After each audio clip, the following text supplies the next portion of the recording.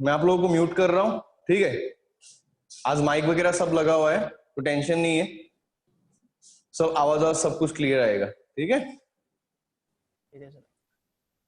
तो it's recording already, okay.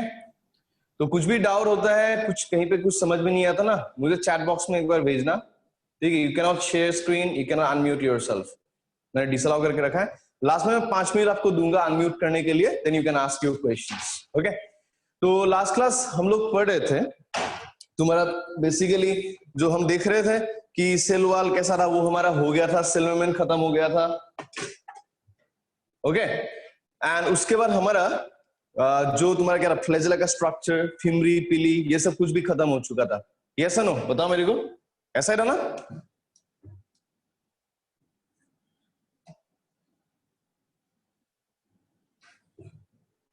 ऐसा ही था, ओके। चलो, तो आज जो हम पढ़ेंगे, we are going to talk about bacterial cytoplasm, कि बैक्टीरिया के अब मेम्ब्रेन्स एनवेलप्स हमारा खत्म हो चुका है, glycocalyx we are done with cell wall, we are done with cell membrane, हम सेलुलर अपेंडेजेस भी बात कर चुके हैं। तो आज जो हम बात करेंगे, यहाँ पे खत्म करने की कोशिश करेंगे, we are going to talk about the prokaryotic cytoplasm. तो हेडिंग दो,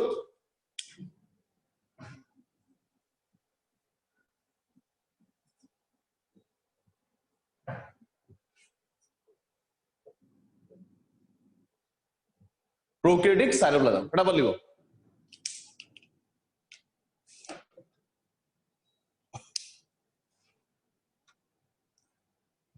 लिखा सबने?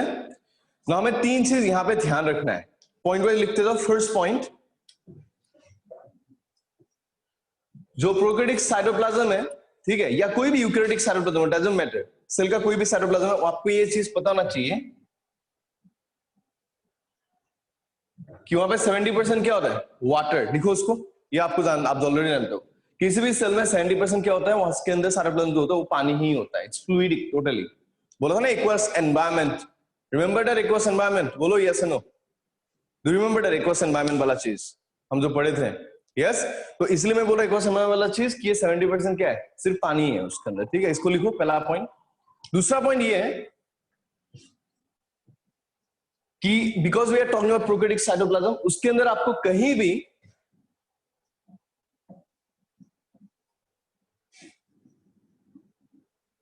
मेम्ब्रेन बाउंड ऑर्गेनेलीज नजर नहीं आएंगे, ठीक है। So no membrane bound organelles, मतलब endoplasmic reticulum, Golgi body, mitochondria, plastids, इन सब की अगर आप बात करो, न्यूक्लियस, वो सब के सब यहाँ पे मिसिंग हो गए, कोई भी मेम्ब्रेन बाउंड ऑर्गेनेली यहाँ पे प्रेजेंट नहीं है। लिखो quickly, no membrane bound organelles. The third point अगर आप देखते हो, तीसरा चीज बहुत ही इंपॉर्टेंट चीज मैं बोल रहा हूं, अब हमारे जो सेल्स है, यूकैरियोटिक सेल्स है, प्लांट के केस में अगर आप बात करो सेल्स के type, you have stems, meristematic cells, you have parenchyma, you have collenchyma, you sclerenchyma. अब कोलेनकाइमा का भी अलग अलग किस्म होते हैं, ठीक है। पेरेन्काइमा का भी अलग अलग टाइप होता है, इडियोब्लास्ट, ठीक है, स्टोरेज पेरेन्काइमा, रे पेरेन्काइमा, बहुत अलग अलग किस्म है। देन स्क्लेरेन्काइमा जैसे और सेल्स होते हैं, ट्रैकीज होते हैं, वेसल्स होते हैं, तो they are like you know diversity of cell types और tissue types in plants. Animals की बात करो, वहां पे भी आपने देखा होगा एपिथेलियल सेल्स है, एपिथेलियल टिश्यू है, कनेक्टिव टिश्यू है, ठीक है। तो अलग अलग किस्म, कोलुमनर एपिथेलियल सेल्स है, क्यूबोइड एपिथेलियल सेल है, सिलिएट एपिथेलियल सेल्स है। तो सोचो कितने सारे वेराइटीज हैं, ठीक है। बट मैं अगर आपको पूछूं, क्या कभी बैक्टीरिया में इतना कुछ वेराइटी दिखता है सेल का? हमारे पास न्यूरॉन्स है, लीवर सेल्स देखने में अलग है, आरबीसी अलग है, डब्ल्यूबीसी अलग है, देखने में नहीं दिखता ना। रीजन क्यों? क्योंकि हमारे सेल्स के अंदर भी उनका अपना एक स्केलेटन होता है। स्केलेटन मतलब हड्डी नहीं बोल रहा हूं, सेल का हड्डी नहीं होता। सेल के अंदर कुछ यूनिक प्रोटीनेशियस फाइबर्स होते हैं जो सेल को एक मैकेनिकल डिजाइन, मतलब एक स्ट्रक्चर, 3D स्ट्रक्चर, प्लस उसको सपोर्ट एंड फंक्शन करने के लिए सब मतलब क्या कर रहा है, उसको प्लेटफॉर्म प्रोवाइड कर रहा है। हम उसको बोलते हैं साइटोस्केलेटन। मैं यूकैरियोटिक सेल्स में पढ़ाऊंगा, क्योंकि साइटोस्केलेटन जो एक प्रॉपर्टी है, ये सिर्फ यूकैरियोटिक सेल का प्रॉपर्टी होता है, वो प्रोकैरियोटिक सेल का प्रॉपर्टी कभी भी नहीं होता। तो अगर मैं आपको पूछूं यहाँ पे, डू प्रोकैरियोटिक सेल्स और cytoplasm has cytoskeleton, what would be your answer? Prokaryotic cells और साइटोस्केलेटन होता है नहीं होता? नहीं होता, ऑलरेडी मैंने बहुत पहले पढ़ा दिया था, राइट। तो हम थर्ड पॉइंट क्या लिखेंगे? No cytoskeleton.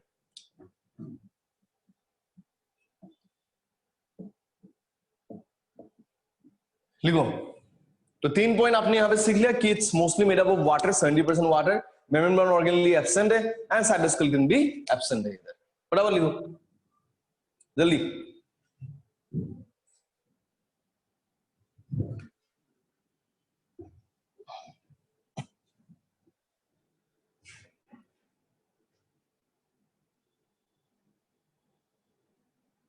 हो रहा है, हुआ कि नहीं? ओके, तो फिर प्रोकैरियोटिक सेल्स के अंदर होता क्या है, साइटोप्लाज्म में होता है कि ये भी हमें जानना है। तो अगर हम देखते हैं कि साइटोप्लाज्म में अंदर क्या है, let's take a look at it. बहुत अलग अलग चीजें हैं, ठीक है। अगर आप देखते हो इसके अंदर क्या है, पहला चीज तो क्या है, as I already told you 70% water है। Then you will find special ribosomes, जिसको आप बोलते हो 70S राइबोसोम्स, जिसको हम डिटेल्स में डिस्कस करेंगे। And see ribosomes are organelles, cell organelles, but कैसा ऑर्गेनेली है, मेम्ब्रेनलेस। बात समझ में आ रहा है, राइबोसोम्स का अपना कोई मेम्ब्रेन नहीं होता, दे आर मेम्ब्रेनलेस। एंड मैंने थोड़े पहले क्या बोला था कि बैक्टीरिया में मेम्ब्रेन बाउंड ऑर्गेनेली प्रेजेंट नहीं हो सकता, बट दिस इज मेम्ब्रेनलेस, तो ये तो हो ही सकता है डेफिनेटली। तो 70S राइबोसोम्स होंगे, और क्या होंगे देखो, और एक मैंने बड़ा आपको बताया था पहले ही कि ट्रू न्यूक्लियस नहीं होता, न्यूक्लियर होता है, सर्कुलर डीएनए जो सुपर कॉइल होता है, बात करेंगे इसके बारे में। देन आपको मिलेगा प्लाज्मिड डीएनए, ठीक है। एंड आपको मिलेगा एक बहुत ही यूनिक चीज जिसको आप बोलते हो इंक्लूजन बॉडीज, ठीक है। तो ये 5 चीज आपको मेनली साइटोप्लाज्म में, प्रोकैरियोटिक सेल के साइटोप्लाज्म में मिलता है। अब तो चलो 70% वाटर को हम कंसीडर नहीं कर रहे हैं, वो तो नॉर्मली प्रेजेंट ही होता है। तो ये ribosomes, nucleoid, plasmid DNA, inclusion, ये 4 चीज हमें पढ़ना है। लिखो फटाफट, हरी अप।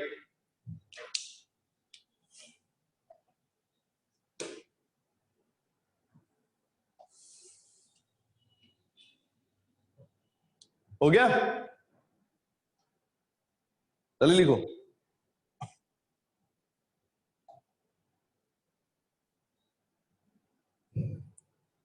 हो गया सबका, आर यू डन? लिख लिए? अब हम एक एक करके बात करें। Will start with ribosomes. सबका हो गया ना?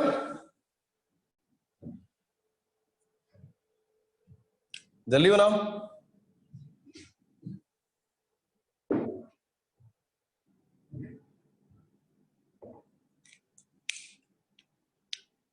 मिटाओ इसको, मिटा दूं? ओके।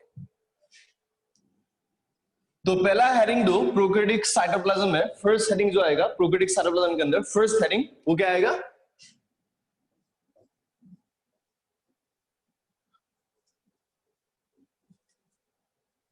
पढ़ाओ, लिखो 70S ribosomes quickly. First heading 70S ribosomes. अभी इसके बारे में बात करते क्या है ना। पहला चीज आपको यह जानना है कि राइबोसोम्स होता क्या है। सिंपल तरीके से अगर हम बोले,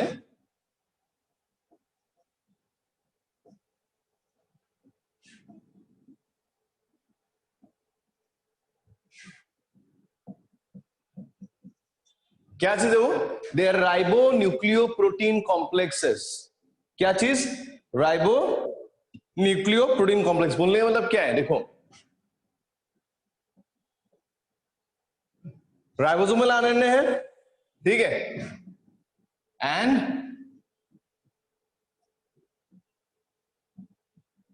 राइबोसोमल प्रोटीन्स है। तो मेनली वो ribosomal RNA and ribosomal proteins वहां पे होते हैं, इसलिए बोलते हम ribo nucleo protein complex. RNA से क्या है, राइबो न्यूक्लियो एसिड कहां से है, वो आरएनए से है, राइबोसोमल आरएनए, और साथ में प्रोटीन है, तो राइबो न्यूक्लियो प्रोटीन कॉम्प्लेक्स। लिखो क्विकली।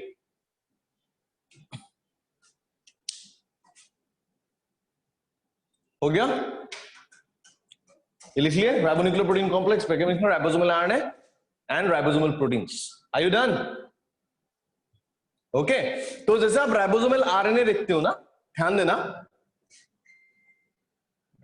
प्रोकैरियोट के केस में if you take a look at the prokaryotic cells, prokaryotic ribosomes से 70S राइबोसोम्स को आप देखते हो, वहां पे 3 किस्म के आपको राइबोसोमल आरएनए मिलेंगे। कितने टाइप्स राइबोसोमल आरएनए होते हैं? How many types? कितने टाइप बोला मैंने? 3 टाइप्स। क्या क्या आएगा? एक 16S, ठीक है, एक आएगा 5S और एक आएगा 23S। ये हम बात करेंगे आगे, ठीक है। 3 किस्म का, 5S, 16S एंड 23S। बराबर लिखो। These are 3 types of ribosomal RNA you find in prokaryotic cells. Done? तो एग्जाम में अगर कोई पूछे इन 70S राइबोसोम्स और prokaryotic ribosomes how many types of ribosomal RNA molecules are present, तो आपका आंसर क्या होगा? 3 टाइप्स। ओके, ना राइबोसोमल प्रोटीन्स देखो,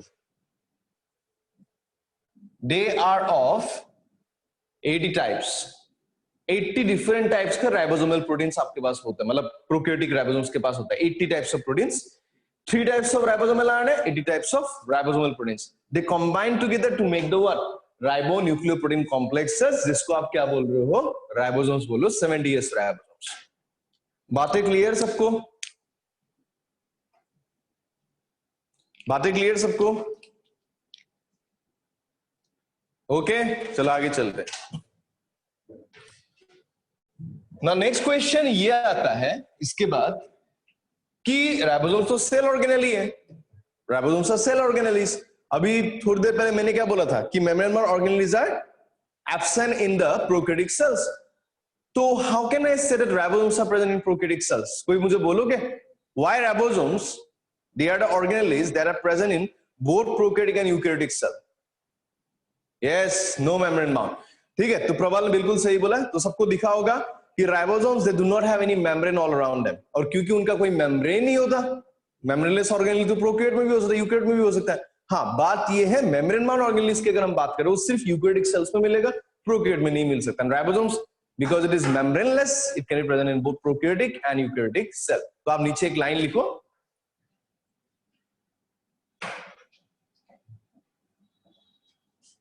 it's a membraneless organelle,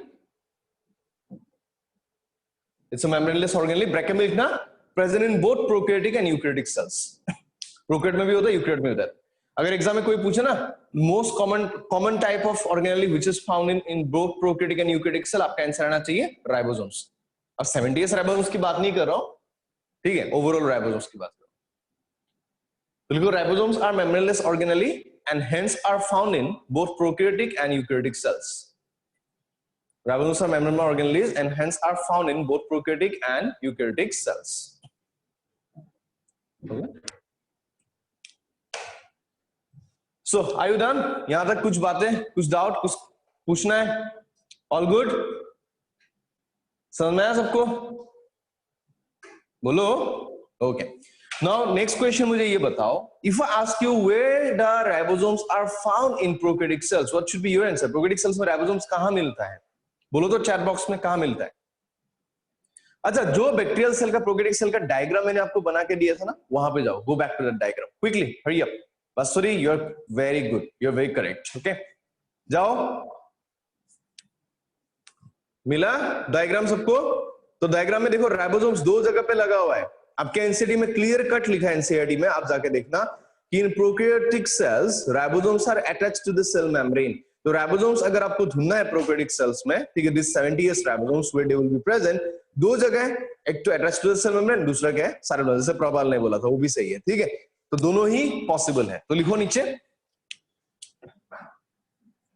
ऐसे लिखो प्रोकैरियोटिक 70s राइबोसोम्स, मैं जैसे बोल रहा हूं ऐसे लिखो, prokaryotic 70s ribosomes are found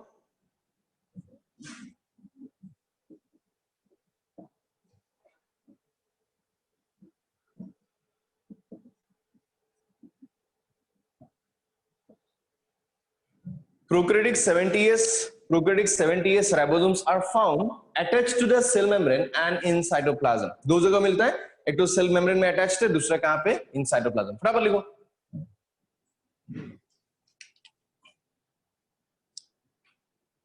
done हो गया सबका? Are you done? Are you done? बोलो जल्दी। ओके, चलो आगे चलते हैं, इसको मिटा रहा हूं मैं ना। यहां तक आप लोगों को समझ में आ चुका होगा। अब मैं बात कर राइबोसोम के कंपोजिशन के बारे में ना। देखो, राइबोसोम्स है प्रोकैरियोटिक हो और यूकैरियोटिक हो, डजंट मैटर, ठीक है। जब वो प्रोटीन सिंथेसिस नहीं कर रहा होता, राइबोसोम का मेन जॉब क्या है? प्रोटीन बनाना। एमआरएनए को रीड कर सकता है, पढ़े होंगे आप लोग ट्रांसलेशन में, and they can synthesise the polypeptide, amino acid add कर सकते हैं।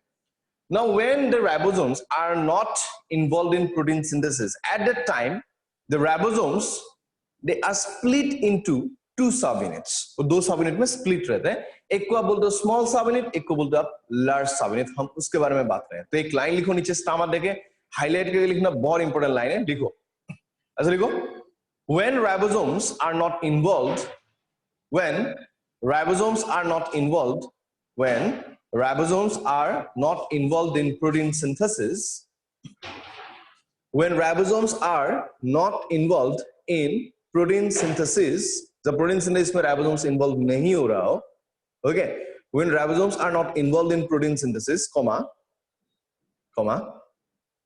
they are found, वो एक साथ नहीं होते, फिक्स नहीं होते, अलग अलग से होते दो subunit, they are found in two separate subunits, दो अलग अलग सबयूनिट में होते हैं, and separate होते हैं, सबयूनिट्स जुड़े नहीं होते, they are found in two separate subunits, hyphen देके लिखो, one small subunit, हाइफन देके लिखो one small subunit and one large subunit. बातें क्लियर सबको? बातें क्लियर सबको? जब प्रोटीन सिंथेसिस हो रहा होता है, when the protein synthesis is on, उस टाइम में ये जो सबयूनिट्स है, they will be separate or they will be present together. मुझे ये बताओ, separate or together जब सिंथेसिस हो रहा है protein, okay? And when the protein synthesis is not taking place at the time, together or separate? Separate. सबको समझ में आया कॉन्सेप्ट? ठीक है, तो now let's talk about the large and small subunit of prokaryotic ribosomes. Let's take a look at it. So as we know, prokaryotes have 70S ribosomes. अभी हमने देखा, now these 70S ribosomes वो दो part में होते हैं. एक मैंने क्या बोला, स्मॉल सबयूनिट और एक क्या आपका लार्ज सबयूनिट. ठीक है, जो स्मॉल सबयूनिट है उसको हम बोलेंगे यहां पे क्या, 30S. लार्ज सबयूनिट जो है उसको हम क्या बोलेंगे, 50S. नो एक चीज आपके दिमाग में क्लिक कर रहा होगा कि सर ने तो बोला कि प्रोटीन सिंथेसिस जब करते हैं ये दोनों जुड़ जाते हैं, तो जोड़ के अगर देखते हो 30 + 50 80S होना चाहिए. Why it is 70S then? मेरा मैथमेटिक्स गलत है, सर को मैथ्स नहीं आता है, he has no idea of arithmetics. Arithmetic नहीं आता मेरे को. Anybody, do you have a clue why I am writing like that? And yes, ऐसा ही होता है. Small subunit is 30S, large subunit 50S. जब हम यूकैरियोटिक राइबोसोम पढ़ेंगे वहां पे देखोगे, यहाँ पे मैं लिखूंगा 70S की जगह पे यूकैरियोट में लिखूंगा 80S, स्मॉल सबयूनिट आएगा 40S आएगा एंड लार्ज सबयूनिट आएगा 60S. तो 60 + 40 तो 100 होना चाहिए, but we are writing 80S over there. तो वहां पे भी गड़बड़ है. ये गड़बड़ क्या है मुझे ये बताओ कोई. व्हाट इज दिस गड़बड़? स्वेटबर्ग. What is Svedberg? प्रबल, एनीबॉडी? अब ध्यान से सुनना, एक सिंपल सा कॉन्सेप्ट मैं आपको पूछता हूं, सिंपल सा क्वेश्चन पूछ रहा हूं, एकदम सिंपल चीज. किसी एक कोई बंदा है जिसका वजन है 60 kg, he is 60 kg in weight. Okay, बंदे को मैं एकदम 50 स्टोरी बिल्डिंग एक स्काईस्क्रेपर के ऊपर लेके उसका धक्का मार दिया, ठीक है, उसको गिरा दिया, मैंने मर्डर कर दिया उसका, ठीक है, मान लो. अब तो 60 kg का बंदा है, नीचे गिरने के लिए उसको से लाइक 10 सेकेंड्स टाइम लगता है. ठीक है, लेट्स कंसीडर कि 50 स्टोरी बिल्डिंग में नीचे पूरा टोटल फॉल डाउन को मरने में उसको 10 सेकंड लगता है.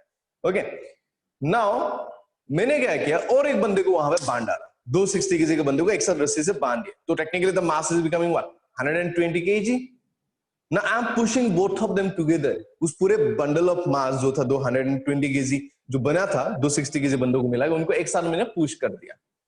Now to fall down and smash their heads and bodies, it would take how many seconds? 10 seconds, 5 seconds, 20 seconds? दो ही लोगों ने बोला, प्रवाल और इकबाल ने. बाकी लोग what do you think? Yes, it's all 10 seconds. Gravity is a what, constant value. Yes और no? Yes और नो? 10 सेकंड ही तो लगेगा. तो वहां पे अरिथमेटिक काम आया आपका? Did arithmetic work over there?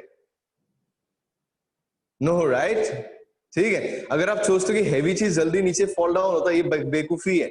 If there is no air friction, आप पढ़े होंगे गैलीलियो के एक्सपेरिमेंट के बारे में. अगर एयर फ्रिक्शन नहीं है तो कोई एक फेडर हो या कोई आयरन बॉल हो, they would fall in the same time. ठीक है, तो टाइम ऑफ फ्लाइट वो सेम रहेगा because gravity is a constant value.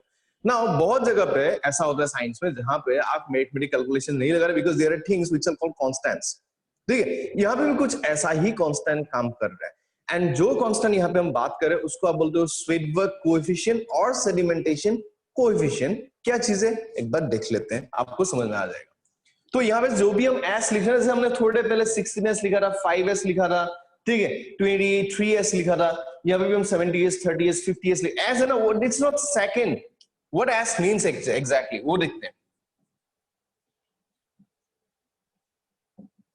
स्वेडवर्ग्स बोलते हैं क्योंकि there was a scientist who invented a machine जिसको हम बोलते हैं ultra centrifuge. he was a winner of Nobel Prize because of his invention। okay, और इसको आप बोल सकते हो sedimentation coefficient। ना क्या चीज है स्वेडबर्ग कोएफिशिएंट और सेडिमेंटेशन कोएफिशिएंट? ध्यान से सुनना। It is the measure of how fast a particular particle in a solution sediments to the bottom. ठीक है, कोई भी एक पार्टिकल जो किसी सॉल्यूशन में है कितना फास्ट मैनर में, ठीक है, वो नीचे डेपोजिट, जिसका रेट ज्यादा होगा, सेडिमेंटेशन रेट ज्यादा होगा, उसका एस वैल्यू क्या होगा? ऑब्वियसली ग्रेटर होगा। बात समझ में आ रहा है मैं क्या बोल रहा हूं?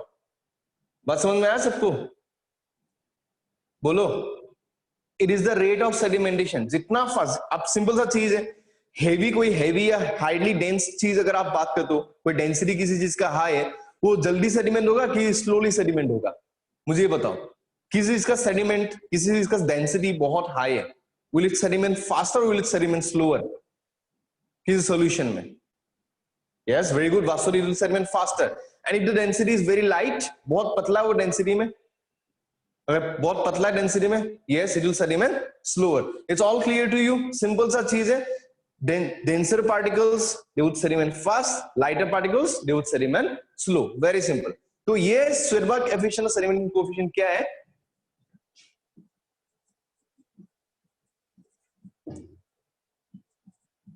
Basically it is nothing but a major of rate of क्या? सेडिमेंटेशन आप बोल सकते हो। तो heavier or like denser is the particle, faster it sediments, lighter is the particle, slower it sediments। ये बात सबको क्लियर है कि नहीं? मुझे ये बताओ। ये लिखना, लिख लो, measure of rate of sedimentation. Is it clear to you और not? Is it clear to you? जो मैंने बोला अभी कि हेवियर, जो आपका हेवियर है, डेंसर पार्टिकल है, वो सेडिमेंट जल्दी होता है, लाइटर पार्टिकल बहुत स्लोली सेडिमेंट होता है। It's clear? Everyone is clear with it? Okay, next simple चीज मुझे बताओ, अगर सेडिमेंटेशन को आपको एक्सेलरेट करवाना है, if you have to sediment the things faster, what do you do? कभी ब्लड दिया है किसी लैब में? किसी लैब में जाके ब्लड दिया है कुछ ब्लड टेस्ट के लिए? एनीबॉडी? यस, सबने दिया है। तो जब ब्लड देते हो, आप खाली प्लाज्मा देते हो कि ओवरऑल ब्लड देते हो? आप प्लाज्मा देते हो कि ओवरऑल ब्लड देते हो? जानू, मेजर ऑफ डेंसिटी बोल सकते हो, डेंसिटी इन साइज, हाँ बोल सकते हो, ठीक है, बट रेट ऑफ सेडिमेंटेशन बोलना है, ठीक है। ओवरऑल ब्लड देते हो, ठीक है। आप जैसे ओवरऑल ब्लड देते हो, सपोज करो उनको कोई सीरम प्रोटीन को, जैसे अभी कोरोना वायरस के लिए, अभी कोरोना वायरस का एंटीबॉडी आपके बॉडी में है कि नहीं, उसको टेस्ट करना है, ठीक है। कितना एंटीबॉडी है? बहुत सारे एंटीबॉडी मतलब बहुत सारे कोरोना वायरस है, कम एंटीबॉडी मतलब कम कोरोना वायरस है, हमें डोजेस कैलकुलेट करने हैं। तो आपने सपोज 3 ml ब्लड किसी बंदे को दे दिया, कोई लैब वाले को दे दिया, लैब टेक्नीशियन ना, अगर उस ब्लड को आप ऐसे स्टैंड स्टिल करके किसी में ऐसे क्यूब में खड़े करके रख दोगे ना, ऐसे भी कुछ टाइम बाद वो जो ब्लड सेल्स है, because they are heavier things in the blood, वो नीचे नीचे सेडिमेंट होकर नीचे आके एकदम क्लम्प बन जाएगा, और ऊपर आपको क्या दिखेगा? Blood plasma. ये बात मानते हो आप लोग? ऐसा नॉर्मली होता है। ESR पढ़े होंगे, एरिथ्रोसाइट सेडिमेंटेशन रेट, ठीक है, वो इंट्रोप ट्यूब में करते हैं, हाँ वही चीज की बात करो। नाउ ये चीज अगर आप होने दोगे, आपके दिन में 500, 600, 700 सैंपल आते हैं, वाट लग जाएंगे आपको। ये अगर नॉर्मली होने दिया, वो पता नहीं कितने टाइम में वो हो जाए, डिपेंड करता है। तो वहां पे लोग क्या यूज करते हैं लैब में? एक सेंट्रीफ्यूज मशीन बोलते हैं, उस मशीन को यूज करते हैं। जो सेंट्रीफ्यूज मशीन है, वो ट्यूब को ऐसे घुमाता है, ऐसे, मतलब कैसे? सेंट्रीपिटल फोर्स के सेंट्रीफ्यूगल फोर्स में, सेंट्रीफ्यूगल, तो सेंट्रीफ्यूगेशन होता है, तो फोर्स इनवर्ड्स होता है कि आउटवर्ड्स होता है?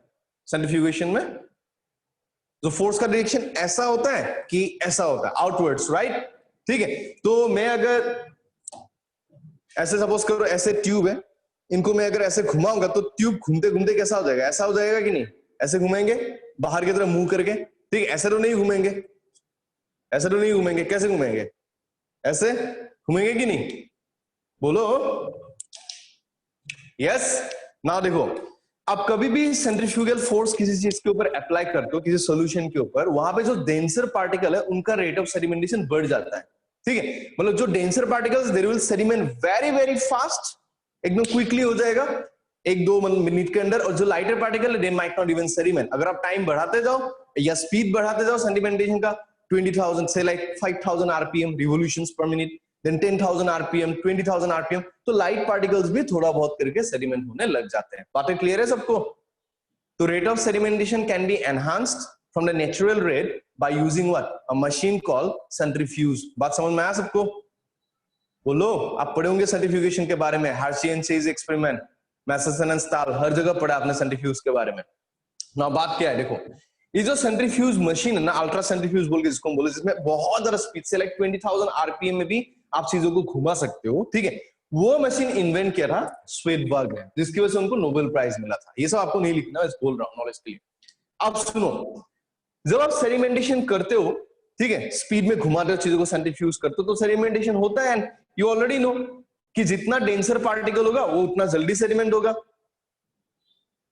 यस इकबाल, बिल्कुल, जो हेवियर पार्टिकल्स है वो जल्दी जल्दी बॉटम में गैदर होंगे, जो लाइटर होंगे धीरे धीरे होंगे, इट विल टेक टाइम, ठीक है, बहुत सारी बातें हैं इसमें ना। बातें देखो, अब ये जो एस वैल्यू है, it's nothing but a reference scale. जैसे आप बोलते हो कि किसी चीज का लेंथ 1 मीटर, हम बोलते हैं 1 मीटर, या ऐसे बोलते हो 3 फीट है, 1 मीटर ना बोल के 3 फीट बोलो, 3 पॉइंट समथिंग फीट। क्यों? जैसे फीट बोला वैल्यू चेंज हो गया, मीटर बोला तो वैल्यू चेंज हो गया। क्यों? क्योंकि आपका रेफरेंस स्केल एक जगह पे मीटर था, दूसरी जगह पे फीट था। बात समझ में आया? जैसे इंडिया में हम गाड़ी चलाते हैं, अरे कितना दूर तुम ट्रेवल किए? भैया मैंने ट्रेवल किया, बोले 100 किलोमीटर कुछ। यूएस में ऐसा बोल दिया आपने इंडिया में, जैसे आप यूएस में बोलोगे कितना ट्रेवल किया, वो 100 किलोमीटर बोलेंगे 60 माइल्स या 65 माइल्स। बात समझ में आए? वहां पे वैल्यू कम हो रहा है, न्यूमेरिकल वैल्यू। क्यों? Because they are using a scale called miles. हमारे यहाँ पे न्यूमेरिकल वैल्यू ज्यादा है because we are using a scale called kilometres. तो जैसे आपने रेफरेंस स्केल चेंज कर दिया, किलोमीटर है कि माइल है ना, पूरा वैल्यू चेंज हो गया कि नहीं? मुझे ये बताओ, मुझे ये बताओ, यस और नो? यस, ठीक है। तो this S thing has got something to do with what? Reference scale और यूनिट। अभी हम उसी को देखेंगे। मान लो इसको मैंने मिटा दिया, ये मैं मिटा रहा हूं, ये लिख लिया होगा ना सबने। अब मान लो एक चीज कि सपोज करो कोई रेफरेंस कंपाउंड था। मैं धीरे धीरे आप लोगों को क्यों पढ़ा रहा हूं, आप लोगों का कॉन्सेप्ट क्लियर होना चाहिए। इसके बाद, आज के बाद ना मैं कभी ये एस वाला चीज एक्सप्लेन नहीं करूंगा, ठीक है? तो ध्यान देना इस चीज पे। सपोज करो कोई रेफरेंस कंपाउंड, जैसे हमारा कोई रेफरेंस स्केल होता है मीटर स्केल, इरिडियम स्केल, आप पढ़ोगे ऐसा यूनिट में, इरिडियम स्केल रखा हुआ है, वो उसका एक्सपांशन एंड कॉन्ट्रैक्शन इतना ज्यादा नहीं हो रहा, टेम्परेचर स्पेसिफिक, ठीक है, तो उसको हम स्टैंडर्ड मान के चले। पढ़े होगी नहीं इसके बारे में, इरिडियम स्केल के बारे में, ऐसा यूनिट में? Heard about it? लंदन की पेरिस में कहीं रखा है ना, मुझे नहीं पता। इरिडियम स्केल पढ़े होगी नहीं? जैसे हम टाइम मेजर कर, टाइम का सबसे बिगेस्ट रेफरेंस क्या है? Caesium clock. सुने हो इसके बारे में? स्टैंडर्ड, हाँ कहीं पढ़े थे ना, फिजिक्स में पढ़े हो कहीं, देखना जाके। तो वही चीज बोल रहा हूं। तो ऐसा कोई रेफरेंस कंपाउंड मान लो, ठीक है, एंड उसको हमने सेंट्रीफ्यूगेशन में एक्सटेंडेड मतलब स्पीड रिवोल्यूशंस पर मिनट पे हमने सेडिमेंट होने दिया, ठीक है। सपोज करो इसको सेडिमेंट होने के लिए टी सेकंड टाइम लग रहा है, वो रेफरेंस कंपाउंड को। कितना टाइम बोला मैंने? T second. टी कोई वैल्यू है तो टी सेकंड टाइम उसको लग रहा है। अब अगर आप 30 इयर्स के लिए देखते हो सेडिमेंटेशन, 30 इयर्स के लिए, तो वैल्यू आपको आया टी वाला 30, T by 30 second, T by 30 second. आपने उसको क्या बोल दिया कि भाई ये अगर 30 गुना, टी बाई 30 सेकेंड मतलब क्या है? 30 सेकेंड से 30 गुना ज्यादा फास्ट तो सेडिमेंट कर रहा है। Yes no? मुझे बताओ, रेफरेंस कंपाउंड 30 सेकेंड में सेडिमेंट हो रहा था, 30 के टाइम में सेडिमेंट हो रहा है, उससे 30 टाइम्स फास्टर है कि नहीं? क्योंकि 30 टाइम्स कम टाइम लगा रहा है वो। यस और नो? तो आप इसको बोलोगे कि लेट्स कॉल इट 30s। आपने वैल्यू लगा दिया क्योंकि रेफरेंस के कंपाउंड में 30 टाइम्स फास्टर सेडिमेंटेशन दिखा था, एक ही स्पीड में, एक ही रिवोल्यूशंस पर मिनट में, तो लेट्स कॉल इट 30s। अब जैसे आपने क्या किया, 50s को होने दिया, उसमें आपने दिखा t बाई 50, तो 50 टाइम्स फास्टर सेडिमेंट हो रहा है, तो आपने इसको बोल दिया, ये हम बोलेंगे 50s। अब दोनों को जैसे मर्ज कर दिए, 30s एंड 50s को आपने मर्ज कर दिया एक साथ, ठीक है, कंबाइन कर दिए। कंबाइन कर जैसे दिया आपने, तो जैसे उसको सेडिमेंट हो दिया, अब एक्सपेक्ट करते 30 एंड 50 को मार्च करने से हमें t बाई 80 मिलेगा, मतलब 80 टाइम्स फास्टर सेडिमेंट होना चाहिए। बट अनफॉर्चुनेटली नहीं होता। हमें क्या मिलता है? 70 टाइम्स फास्टर सेडिमेंटेशन मिलता है compare to the reference compound. तो हमने इसको क्या बोला? Will not call it 80s, rather we call it what? 70s, because it has sedimented 70 times faster. It depends on the rate of sedimentation, it does not depend on your arithmetic. बात समझ में आया मैंने क्या बोला?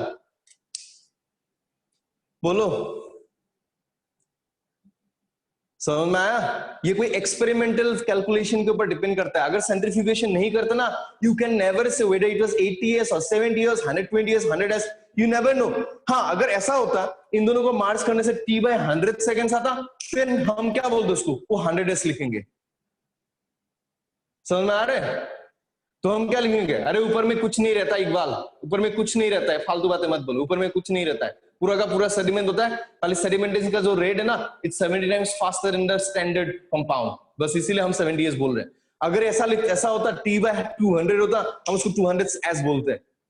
बात समझ में आ रहा है क्या बोल रहे हैं? तो हम 200s बोलते हैं। आप लिखते 30s एंड 50s मिलकर 200s बनाता है, पर आप ऐसा नहीं लिखते कि वो 200 टाइम्स फास्टर नहीं होता है। बातें क्लियर? मैं क्या बोल रहा हूं, सबको क्लियर है? तो मुझे एक चीज बता, ये जो s का वैल्यू है, तो हमें अगर हम ऐसा लिखते हैं 70s equal to 30s plus 50s, बात सही है कि गलत है? वो ऐड हो रहा है really? 70s equal to 30s plus 50s लिखना सही है कि गलत है? गलत है, खतरनाक गलती है। बहुत लोग लिखते हैं and that is a big big mistake. ठीक है, ये कोई एरिथमेटिक नहीं है। Whenever 30s and 50s combine, the rate of sedimentation, okay, अगर आप इसको कंपेयर करो स्टैंडर्ड कंपाउंड के साथ, it becomes 70 times faster, इसीलिए आप लिखते हो 70s। It's not because you are doing some arithmetic। बातें क्लियर सबको? बातें क्लियर सबको? यूकेरियोट्स में भी ऐसा होता है, यूकेरियोट्स में भी ऐसा होता है। आप अगर स्मॉल सब यूनिट को करो t/40 होगा, लार्ज को करो t/60 होगा, दोनों को जोड़ दो t/100 नहीं होता, t/80 होता है, इसलिए हम 80s लिखते हैं। फिर से समझना पड़ेगा आगे जाके, कभी इस साल में या लाइफ में कभी आगे जाके, या आज के बाद क्लियर रहेगा ये चीज? किसी दूसरे को एक्सप्लेन कर सकते हो कि नहीं ये चीज? Can you explain it to somebody else? Okay, चलो, तब ये कॉन्फिडेंस अगर है ना, वो अच्छी बात है। मैं वीडियो रिकॉर्ड कर रहा हूं, ऐसे भी मैं शेयर कर दूंगा, तो आपको अगर कुछ रहता है आप फिर से उसको दे ही सकते हो। तो चलो, ये बात तो मैंने बता दिया आपको ना। अब हमें कुछ चीजें यहाँ पे पता करना है। क्या पता करना है? राइबोसोम्स में देखो, अब मैं ये कर राइबोसोम को क्विकली पढ़ा के खत्म कर सकता है, याद कर लेना यार 30s 50s ऐसा बोल सकता था, मैंने नहीं किया। राइट? क्यों नहीं किया? सो दैट आप जिंदगी में कभी भी आगे जाओ ना, आपको ये चीज पूरा क्लैरिटी हो, आप किसी बंदे के सामने सीना तान के आप बोल सको कि ये ऐसा होता है। ठीक है, ये नहीं कि सर ने तो सिखाया था, हमने रट्टा मारे थे 30s 50s, वो मिलके 70s बनता है। रट्टू पोपट मत बनो, कॉन्सेप्चुअली सीखना स्टार्ट करो, क्योंकि अभी एजुकेशन सिस्टम भी स्टार्ट हो रहा है, मतलब सिस्टम पूरा चेंज हो रहा है, नया एजुकेशन सिस्टम स्टार्ट हो रहा है। अगर आगे जाकर सर्वाइव करना है ना, ठीक है, लाइफ में ना, तो you need to have practical knowledge, और ये जो एक्चुअल कॉन्सेप्चुअल नॉलेज होता है वो आपके पास होना चाहिए। रट्टा मार के, वो जो रट्टा मार के स्कोर करने का दिन थे ना, वो अगले साल से गए, कोई नहीं करेगा रट्टा मार के स्कोर अगले साल से। ठीक है, सबके पास कॉन्सेप्ट होना चाहिए। ठीक है, वो ये चीज ध्यान रखना लाइफ में हमेशा, किसी भी फील्ड में। अब देखो मैं क्या बोल रहा हूं। अब जो स्मॉल सब यूनिट था 30s एंड लार्ज सब यूनिट 50s, इनमें अलग अलग किस्म के राइबोसोमल आरएनए होते हैं। मैंने थोड़े पहले बताया ना कि ribosomes are ribonucleoprotein complex, they contain 3 ribosomal RNA in case of 70s and 80 different types of proteins. I say that right? Do you remember? अभी थोड़े पहले बोला हूं मैं, हार्डली लाइक 20-30 मिनट पहले। ओके, अब देखो, तो 30s है स्मॉल सब यूनिट एंड 50s, दोनों में अलग अलग किस्म के राइबोसोमल आरएनए होते हैं, ये हमें देखना है। अब 30s में क्या होता है? 16s ribosomal RNA. अब आप मुझे पूछोगे सर इसको 16s क्यों बोला? आप खुद ही बोलो, टी/, कितना होगा? टी/, कितना होगा? ये कितना सेकंड में सेडिमेंट होगा? t/16। वेरी गुड प्रभाल, इसलिए हमने उसको बोला 16s based on the rate of sediment. ये आरएनए को अगर आप सेडिमेंट होने दिए तो वो कितना टाइम लगेगा? t/16 सेकंड, मतलब 16 times faster than the reference compound, इसलिए हमने लिखा 16s राइबोसोमल आरएनए। कोई आरएनए का लेंथ, हम बेस पेयर का लेंथ नहीं बोल रहे हैं यहाँ पे। ठीक है, नेक्स्ट देखो यहाँ पे, ये आएगा 5s राइबोसोमल आरएनए। ठीक है, मतलब 5 times faster than the reference compound sediment होता है। एंड दूसरा जो आएगा वो आएगा 23s राइबोसोमल आरएनए। ठीक है, मतलब कितना आएगा? t/23 और 23 टाइम्स फास्टर। लिखो इसको क्विकली, कुछ बात बताना है मेरे को, और लिखो और इसको बॉक्स में डाल दो। ये एग्जाम में क्वेश्चन आता है, खूब आता है क्वेश्चंस, ठीक है, कि लार्ज सब यूनिट में कौन सा होता है, स्मॉल सब यूनिट में कौन सा होता है, you have to be very careful. Small subunit में एक ही तरीके का राइबोसोमल आरएनए होता है 16S वाला, एंड लार्ज सब यूनिट में दो किस्म का, एक होता है 5S, एक होता है 23S। डन, सबको क्लियर है यहां तक? ओके, अब मैं बात कर रहा हूं कुछ चीजें, देखो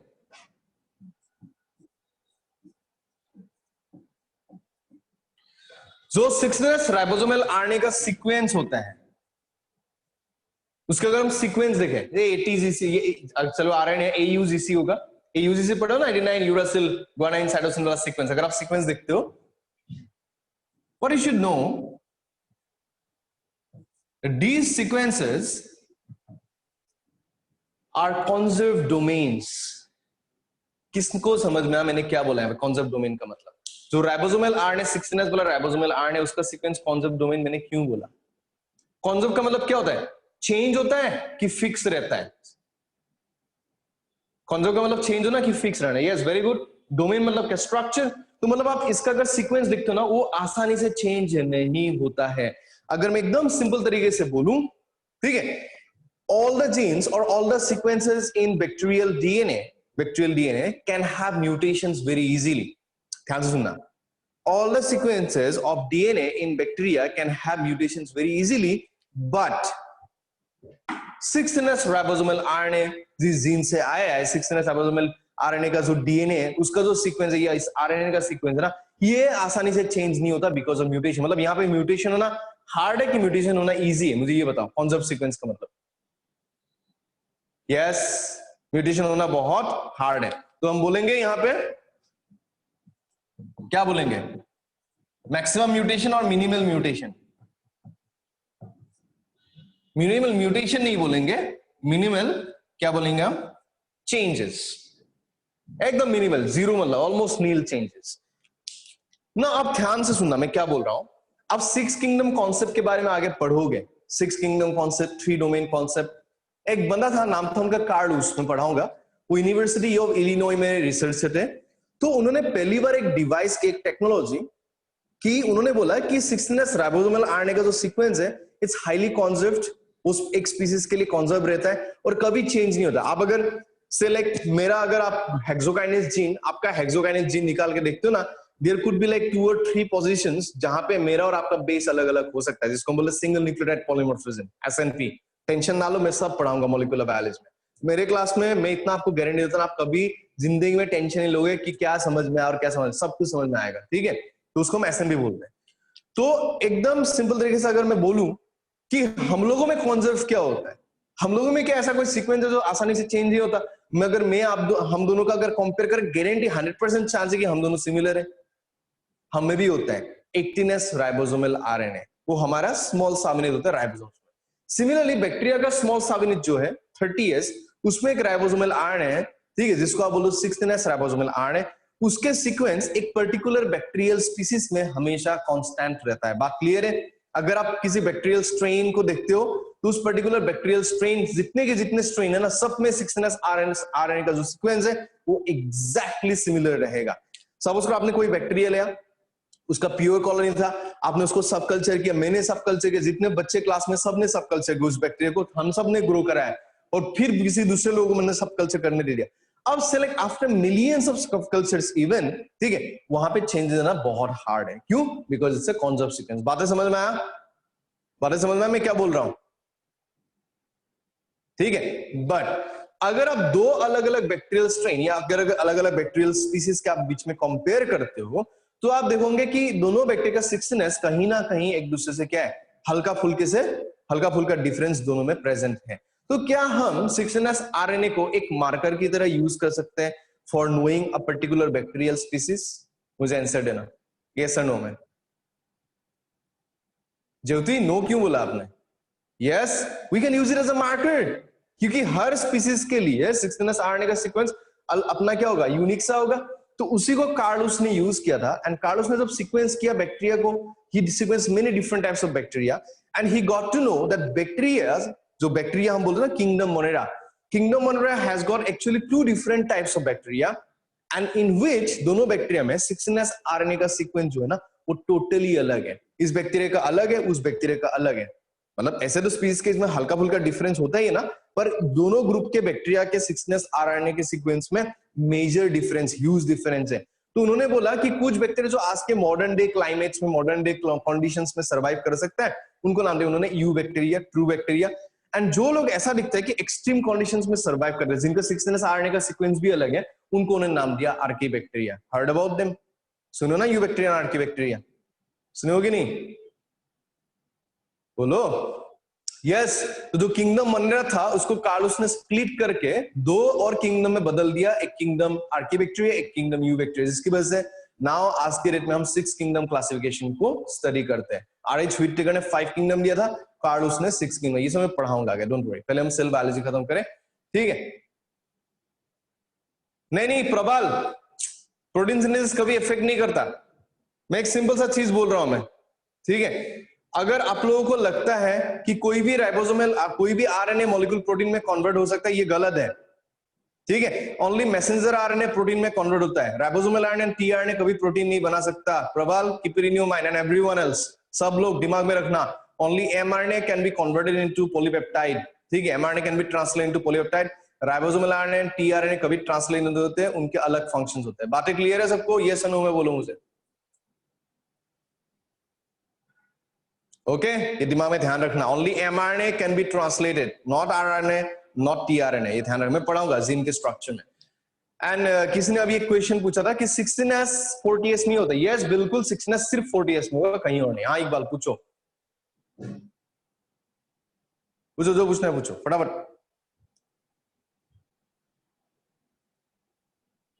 बोलो। Iqbal, selectable marker and marker जो है ना वो आप आगे पढ़ोगे, अभी मत मरो उसमें, सिलेक्टेबल मार्कर के डिफरेंस में अभी मत मरो। मैं आऊंगा, बात करूंगा प्लाज्मिड में, अभी मत मरो। मैं जो बोल रहा हूँ वो देखो, फालतू बातों में मत जाओ। इकबाल मैं यही चीज आप लोगों को बार बार बोल रहा हूँ ना, don't think about something else. आप लोगों के मन में जितने क्वेश्चन है ना, आप उसको एक पेपर में नोट करके रखो, आप उसको एनकाउंटर करोगे। जब सिलेबस खत्म हो जाएगा ना, उसके बाद अगर उस क्वेश्चन का आंसर नहीं मिला ना, तब मुझे पूछना कि सर ये मेरा क्वेश्चन था। आपको सब क्वेश्चन का आंसर मिला। सिलेक्टेबल मार्कर यहाँ पे हम बात नहीं कर, वो आगे बात करेंगे प्लाज्मिड में, ठीक है? अब इससे भी ये समझो, तो हम ऐसा बोल सकते हैं कि ये जो 16S राइबोसोमल RNA है, बिकॉज वो कॉन्जर्व डोमेन है, क्या हम उसको मॉलिक्यूलर फाइलोजेनेटिक्स में यूज कर सकते हैं to study the like species, क्या क्या स्पीसीज कहां से इवॉल्व हुआ? कैन वी और नॉट? यस, ऑलरेडी मैंने बहुत पहले पढ़ा, जो नए बैच है उनको ही बोल रहा हूं। एक वर्ड है मॉलिक्यूलर फाइलोजेनेटिक्स। फाइलोजेनेटिक का मतलब है इवोल्यूशनरी टैक्सोनॉमी, फाइलोजेनेटिक्स। तो इवोल्यूशनरी टैक्सोनॉमी आप स्टडी करो कि कौन कैसे कहां से इवॉल्व हो रहा है, बट द पॉइंट इज किसके बेसिस पे? Not based on morphology, not based on anatomy, not based on cytology, based on what? The sequence of 16S ribosomal RNA, and हम उसको बोलते हैं मॉलिक्यूलर फाइलोजेनेटिक्स। तो यहां नीचे लिख लेना, यहां पे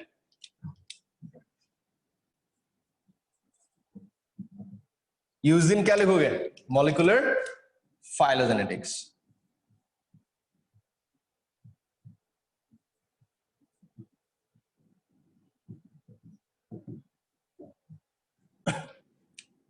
लिखो यूज इन मॉलिक्यूलर फाइलोजेनेटिक्स, पढ़ा लिखो फटाफट। मैं छोटा सा एक पॉइंट कार्लोस के बारे में भी बताऊं, इसको लिख लो क्विकली,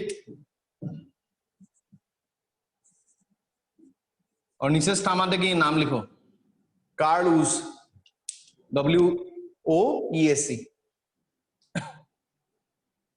हो गया सबका? ये नाम लिखो कार्लोस फटाफट। क्या है मैं बता रहा हूं। कार्लोस में हाइफन देके लिखो, कार्लोस में हाइफन देके लिखो। He gave rise to 6 kingdom concept। कैसे 6 kingdom concept? उसका नीचे लिखना क्या यूज करा उन्होंने? Used 16S ribosomal RNA sequencing, 16S ribosomal RNA को सीक्वेंस किया था। Use 16S ribosomal RNA sequencing to split, किसको स्प्लिट किया था? टू स्प्लिट किंगडम, कौन सा किंगडम? मोनेरा, किंगडम मोनेरा को स्प्लिट कर तोड़ दिए थे उन्होंने by using 6s ribosomal RNA sequence. तो लिखो use 6s ribosomal RNA sequencing to split kingdom monera into, क्या क्या किंगडम था लिखो, किंगडम यू बैक्टीरिया, ये वाला, split kingdom monera into kingdom you bacteria and kingdom Archie bacteria. ये वाला कार्लूस वाला पॉइंट को बॉक्स में डाल दो, put in the box the whole Carl Woese point, ये आगे पढ़ोगे। इसका रिलेशन था, मैंने बता दिया।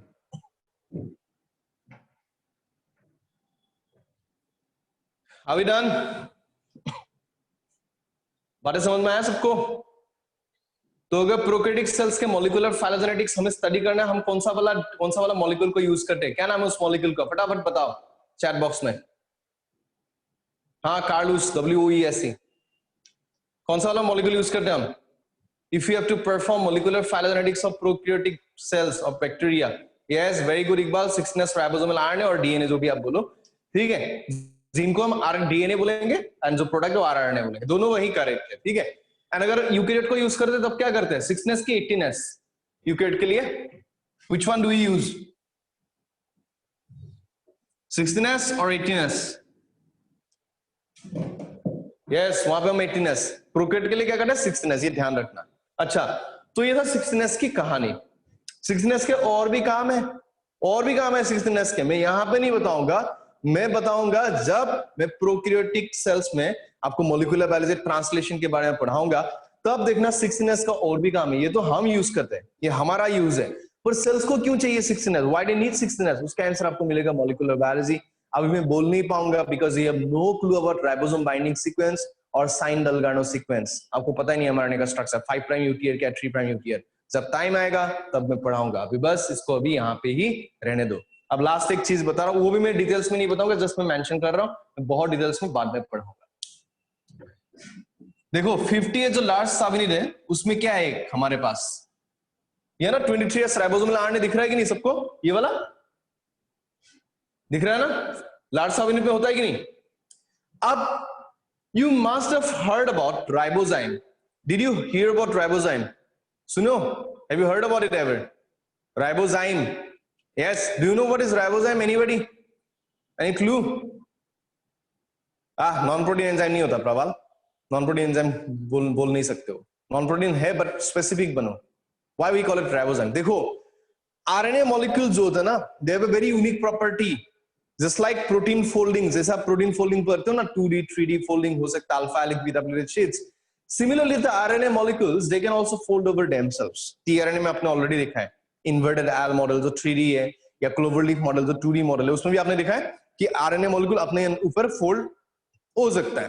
तो many RNA can actually do that, and because of this behaviour RNA can act as a stereochemical, मतलब क्या उसका एक 3D डिजाइन है, स्टेरियोकेमिकल मॉलिक्यूल की तरह काम कर सकता है।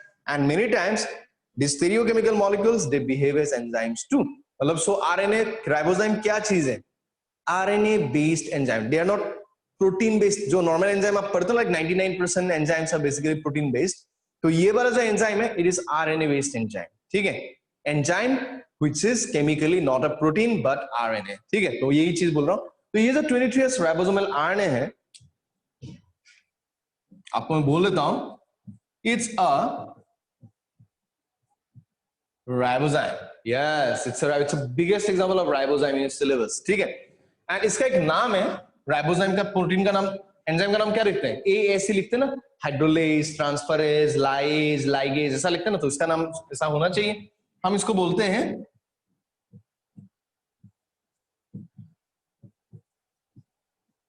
Peptidyl transferase. क्या करता है, क्या कहानी है?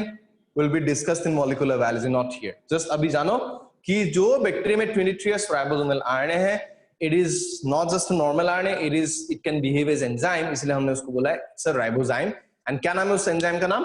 Peptidyl transferase. It's not a protein. Peptidyl अगर एग्जाम में पूछे पेप्टिडाइल ट्रांसफरेज, ऑप्शन नहीं दिया है, it is a protein, RNA, DNA, क्या आप क्या आंसर डालोगे? पेप्टिडाइल ट्रांसफरेज क्या है? प्रोटीन है कि आरएनए है कि डीएनए की कार्बोहाइड्रेट क्या है?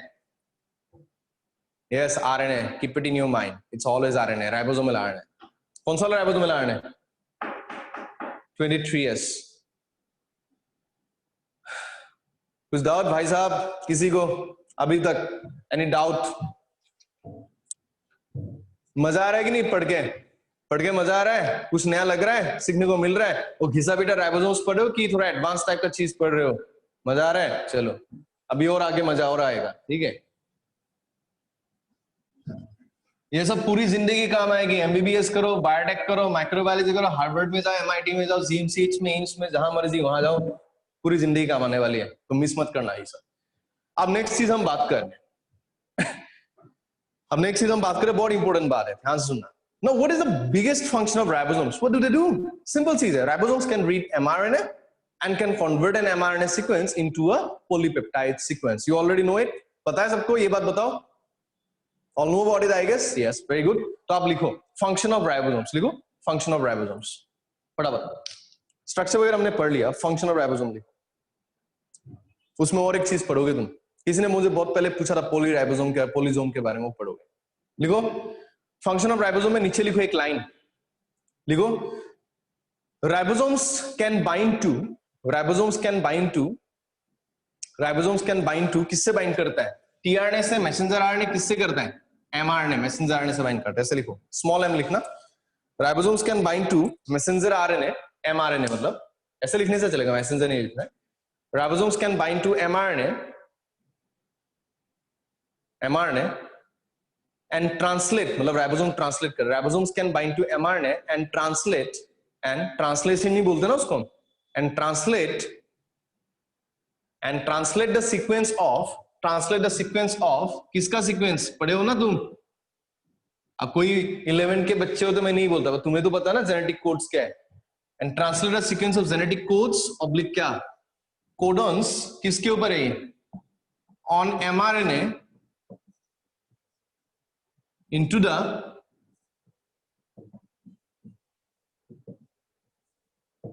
amino acid sequence of a क्या,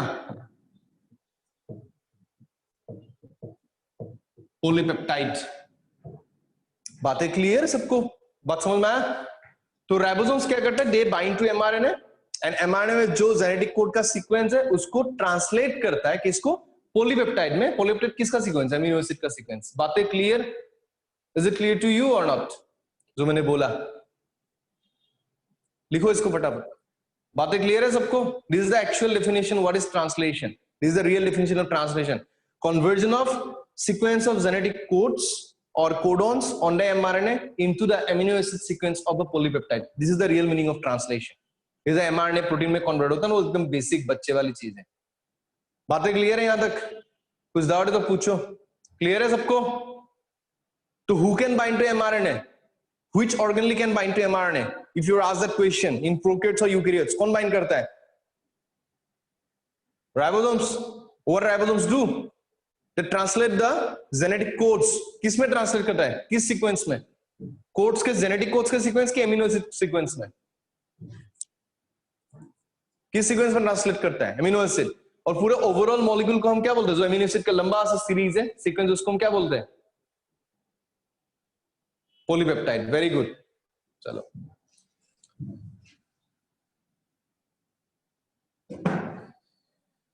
नाउ एक चीज हमें समझना है, एक बहुत ही इंपॉर्टेंट एंड फंडामेंटल चीज, ध्यान से सुनना। अब हमारे सेल्स का अगर आप सेल साइकिल देखते हो, if you look at eukaryotic cell cycle, आप पढ़ोगे, मैं सेल साइकिल में पढ़ाऊंगा, इसका जो नेक्स्ट चैप्टर है वो उसमें पढ़ाऊंगा। तो यूकैरियोट्स में एक कोई भी एक animal cell to multiply, to undergo mitosis or complete the cell cycle, it takes almost 24 hours, 24 घंटा, पूरा एक दिन लगाता है वो। पूरे एक दिन में एक बार वो डिवाइड करता है ऑन एवरेज। अब उससे कम भी हो सकता है, जरा भी एवरेज में वैल्यू बोल रहा हूं। अगर आप किसी ईस्ट सेल हो जो कि एक यूकैरियोट है, इस सेल को आप देखते हो, वो 90 मिनट्स मतलब 1.5 घंटे में करता है। What about an E coli? E coli 20 minute में डबल करता है। इन 20 minutes E coli multiplies.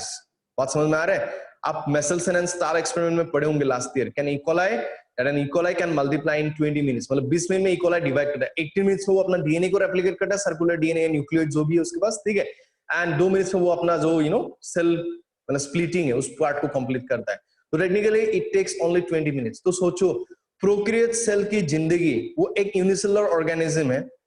It begins with a single cell, and जब वो डिवाइड होता है ना, पेरेंट का कोई नामो निशान नहीं रहता. वो जो पूरा पूरा पेरेंटल सेल वो डॉटर सेल में कन्वर्ट हो जाता है. ठीक है, तो मतलब उसका जो जिंदगी है पैदा होने से मतलब नेक्स्ट डिवीजन तक, बाइनरी फ्यूजन तक, next round of binary fusion तक, वो सिर्फ 20 मिनट में अपना जिंदगी जीता है. 20 मिनट में उसको स्कूल जाना है, ठीक है, नर्सरी में जाना है, ठीक है, फिर उसको हाई स्कूल में जाना है, हायर सेकेंडरी करना है, ग्रेजुएशन करना है, पीजी करना है, ठीक है, पीएचडी भी कर सकता है वो चाहे तो, ऑफ कोर्स, ठीक है. उसके बाद उसको अपना प्रोफेशन कंप्लीट करना है, शादी करना है, बच्चा पैदा करना है, डिवाइड करना है, मरना नहीं है, ऑफ कोर्स, डिवाइड करना है इन 20 मिनट्स ओनली. 20 मिनट में अपना पूरा जिंदगी कंप्लीट कर देगा. सोचो, इस life span is 20 minutes, and normal bacteria के केस में भी ऑन एवरेज मैं बोल रहा हूं हाफ एन आवर में एक बैक्टीरिया मल्टीप्लाई करता है. तो अगर मैं पूछूं कि अगर उसको 20 मिनट या आधे घंटे अंदर बॉडी के सारे काम, पूरे जिंदगी का काम, उसको तमाम काम को अंजाम देना है, ठीक है, तो मुझे एक चीज बताओ, उसको प्रोटीन का डिमांड कम है कि प्रोटीन का डिमांड वेरी हाई है? मुझे ये बताओ, प्रोटीन का डिमांड कम होगा कि बहुत ज्यादा होगा?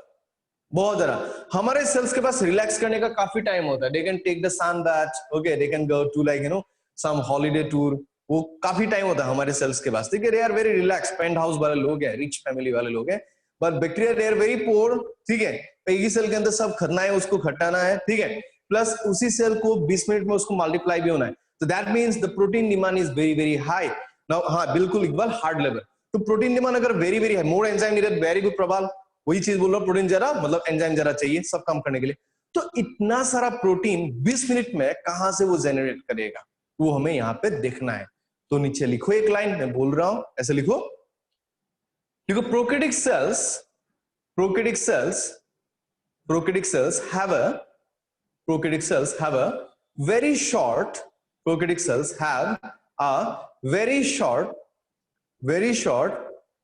generation time. मतलब डबलिंग टाइम है, जनरेशन टाइम बहुत छोटा है उसका.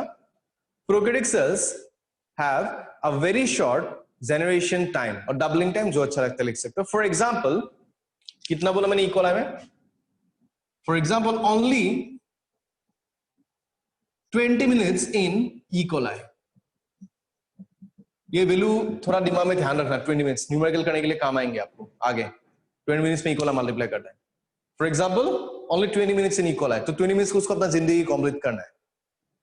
कॉमा, इसके बाद कॉमा लगाओ, इक्वल के बाद comma. therefore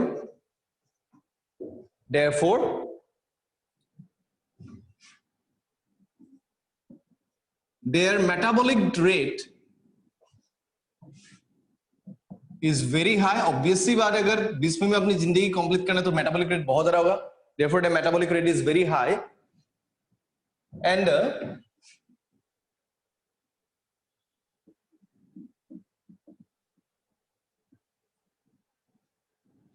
the protein demand is high too. Protein demand भी ज्यादा होगा. मेटाबॉलिक रेट अगर ज्यादा है तो प्रोटीन डिमांड भी तो ज्यादा होगा ना. बताओ मुझे, ये सुनो, उस मेटाबॉलिज्म को अगर फुलफिल करना है, अकॉम्प्लिश करना है, तो प्रोटीन ज्यादा चाहिए कि नहीं?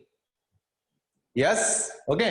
तो अगर ये कॉन्सेप्ट आप समझ गए हो कि प्रोटीन बैक्टीरिया को बहुत ज्यादा फास्ट मैनर में फटाफट चाहिए ना, तो फटाफट कैसे बनाए, चलो देखते हैं कैसे फटाफट बनाए.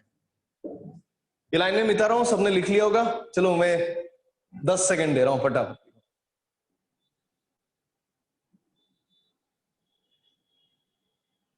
Done? Are you done? Are you done? Okay, चलो. अब एकदम मजेदार एक बात करेंगे, ध्यान से देखना. Suppose it's a prokaryotic mRNA. अब mRNA से ही प्रोटीन बनता है, थोड़े पहले हमने देखा था. ये प्रोकैरियोटिक mRNA है कोई, ठीक है. ये उसका 3 प्राइम एंड है. आप जानते हो कि किसी भी पॉलीन्यूक्लियोटाइड का एक 5 प्राइम फॉस्फेट होता है, एक 3 प्राइम क्या होता है, हाइड्रोक्सिल एंड होता है, ठीक है. ये जानते हो ना सब लोग? बोलो यस और नो. पोलैरिटी के बारे में, पॉलीन्यूक्लियोटाइड की पोलैरिटी, कि एक 5 प्राइम है, दूसरा 3 प्राइम है. पढ़े हो भी है, बहुत बेसिक चीज. अब देखो, ट्रांसलेशन किस पॉइंट में स्टार्ट होगा? राइबोसोम कहां पकड़ेगा, 5 प्राइम एंड में कि 3 प्राइम एंड में? कहां पे ट्रांसलेशन किस डायरेक्शन में चलेगा? 3 प्राइम टू 5 प्राइम और 5 प्राइम टू 3 प्राइम? जल्दी बताओ, बोर मत करो मुझे. Yes 5 to 3। तो ये चीज हमेशा याद रखना। बायोलॉजी में ध्यान रखना, कभी भी कोई सिंथेसिस की हम बात करते हैं, मॉलिक्यूलर बायोलॉजी में कुछ भी सिंथेसिस की बात करते हैं, कभी भी कुछ भी बनना है, डीएनए बनना है, आरएनए बनना है, प्रोटीन बनना है, it's always 5 prime to 3 prime. ठीक है, डिस्ट्रॉय होना है, डिग्रेड होना है, वो 3 प्राइम टू 5 प्राइम भी हो सकता है, 5 प्राइम टू 3 प्राइम भी हो सकता है। पर अगर बनने की बात आती है, एनाबॉलिज्म या सिंथेसिस की बात आती है ना, it's always 5 prime to 3 prime. Keep it in your head. ठीक है, हमेशा याद रखना। तो राइबोसोम पहले कहां पे बाइंड करेगा? देखो, बाइंड किया राइबोसोम। ठीक है, चलो इसको मैं लार्ज साबिन बना देता हूं। वो स्मॉल साबिन है, एज यू कैन सी वो 30 है, ये आपका क्या है 50 है। ठीक है, तो दिस इज योर 70 राइबोसोम। अब सर राइबोसोम बाइंड किया, पॉलीपेप्टाइड बनने लगेगा कि नहीं? मुझे बताओ, पॉलीपेप्टाइड बनेगा कि नहीं अभी? जल्दी। यस। अब देखो, यहाँ पे तो बहुत छोटा सा पॉलीपेप्टाइड है, क्योंकि जस्ट इतना सा ही एरिया ट्रांसलेट हुआ है। और ये राइबोसोम किस डायरेक्शन में मूव करता जाएगा? किस डायरेक्शन में मूव करेगा? As you already have seen, it's always 5 prime to क्या 3 prime। ऐसा ही है कि नहीं? बोलो, isn't it like that? Yes or no? Okay? ना देखो, ध्यान से सुना मैं क्या बोल रहा हूं, ध्यान से सुनना। अब जैसे ये राइबोसोम थोड़ा सा आगे जाएगा, आगे खिसक जाएगा, ट्रांसलोकेशन बोलते पढ़ोगे आगे। ठीक, थोड़ा सा आगे खिसक जाएगा, ये वाला 5 प्राइम एंड फिर से फ्री होगा कि नहीं? मुझे बताओ। जैसे राइबोसोम 5 प्राइम टू 3 में थोड़ा सा आगे जाएगा, 5 प्राइम एंड फिर से फ्री हो जाएगा कि नहीं? मुझे यस और नो में बताओ। यस। तो another ribosome can bind to the naked 5 prime end, और एक राइबोसोम बाइंड कर सकता है कि नहीं उस 5 प्राइम एंड में? मुझे बताओ। यस और नो? यस, हो गया। और एक राइबोसोम बाइंड कर सकता है उस 5 प्राइम एंड में। जैसे वो दोनों राइबोसोम आगे जाएगा, तीसरा और एक बाइंड कर सकता है। जैसे वो तीनों आगे जाएगा, चौथा और एक बाइंड कर सकता है। वो 4 जैसे आगे जाएंगे, 5 और एक बाइंड कर सकता है। और जैसे वो 5 आगे जाएंगे, 6 और एक बाइंड कर सकता है। तो टेक्निकली एट अ टाइम, ठीक है, एट अ टाइम एक एमआरएनए, प्रोकैरियोटिक एमआरएनए में कितना राइबोसोम्स बाइंड कर सकता है? 1 राइबोसोम और मेनी राइबोसोम्स। Many ribosomes. उसी चीज को हम बोलते हैं पॉलीराइबोसोम्स और पॉलीजोम्स। ये जो पढ़ रहे हैं ना हम लोग, उसको हम बोलते हैं पॉलीराइबोसोम्स, और आपके बुक में होगा पॉलीराइबोसोम तो नहीं होगा, वहां पे लिखा होगा पॉलीजोम्स। अब देखते हैं क्या चीज है। ठीक है, मैं फिर से मतलब इसको मैं और बना रहा हूं, ध्यान से देखना मैं क्या बोल रहा हूं। और एक राइबोसोम आ गया, यहां पे और एक राइबोसोम है लगा हुआ, यहां पे और एक राइबोसोम है, यहां पे भी है। ठीक है, तो कौन सा राइबोसोम सबसे पहले बाइंड हुआ था? 3 प्राइम एन वाला कि 5 प्राइम एन वाला? पहला वाला राइबोसोम कौन बाइंड हुआ था? मुझे ये बताओ। जो 3 प्राइम की तरफ है कि 5 प्राइम वाला? Yes, very good Praval. तो 3 प्राइम की तरफ है। लास्ट में कौन बाइंड हुआ है? 5 प्राइम वाला। यस। अब मुझे एक बात बताओ, किसका पॉलीपेप्टाइड चेन सबसे लंबा होगा? 5 प्राइम एन वाला कि 3 प्राइम एन वाला? सब लोग ये भी वही पॉलीपेप्टाइड बनाएगा, ये भी बनाएगा, वही बनाएगा, वो भी यही बनाएगा, सब एक ही पॉलीपेप्टाइड बनाएगा। किसका सबसे लंबा होगा पॉलीपेप्टाइड? 3 प्राइम एन वाला, क्योंकि सबसे लंबा रीड किसने किया है? इसने किया, जो लास्ट पहुंच चुका है। अब ध्यान से देखना, जैसे हम आगे जाएंगे पॉलीपेप्टाइड का लेंथ लंबा होता जाएगा। ठीक है, पर लंबा होने के साथ साथ एक चीज देख रहे हो, वो हाईली कॉइल सा होता जा रहा है।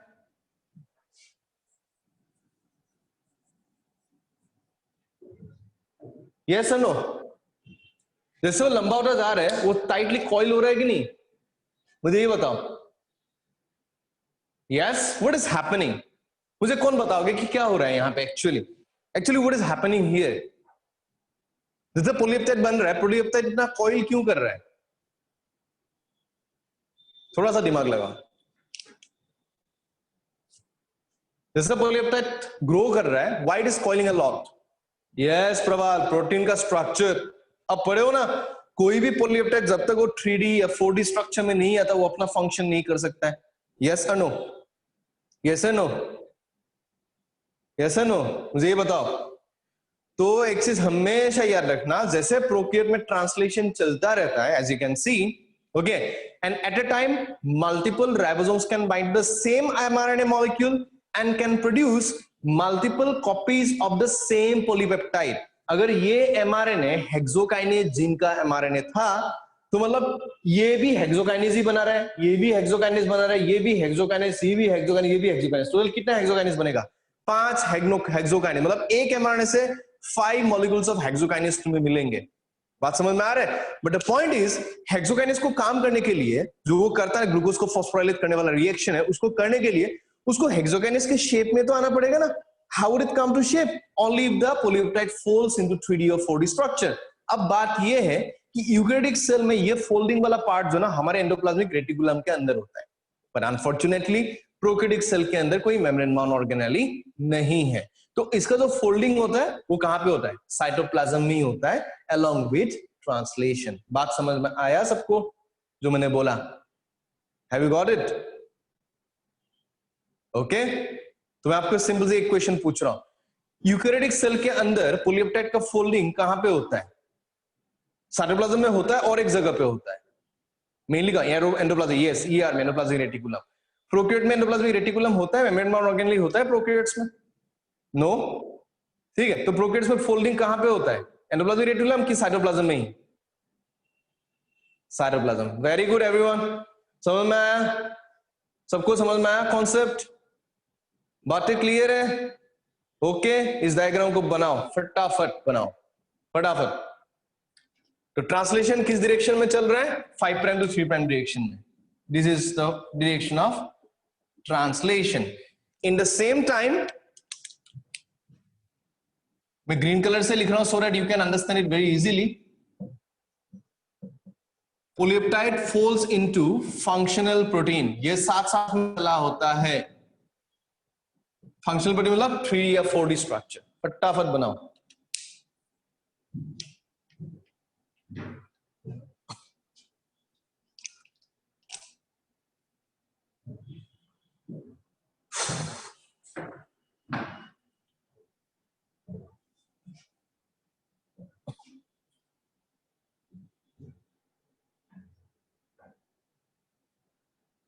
ये बना ना छोटा सा एक यहाँ पे पॉलीपेप्टाइड दिख रहा है कि नहीं? वो छोटा सा पॉलीपेप्टाइड है, एकदम स्टार्टिंग में है ना वो।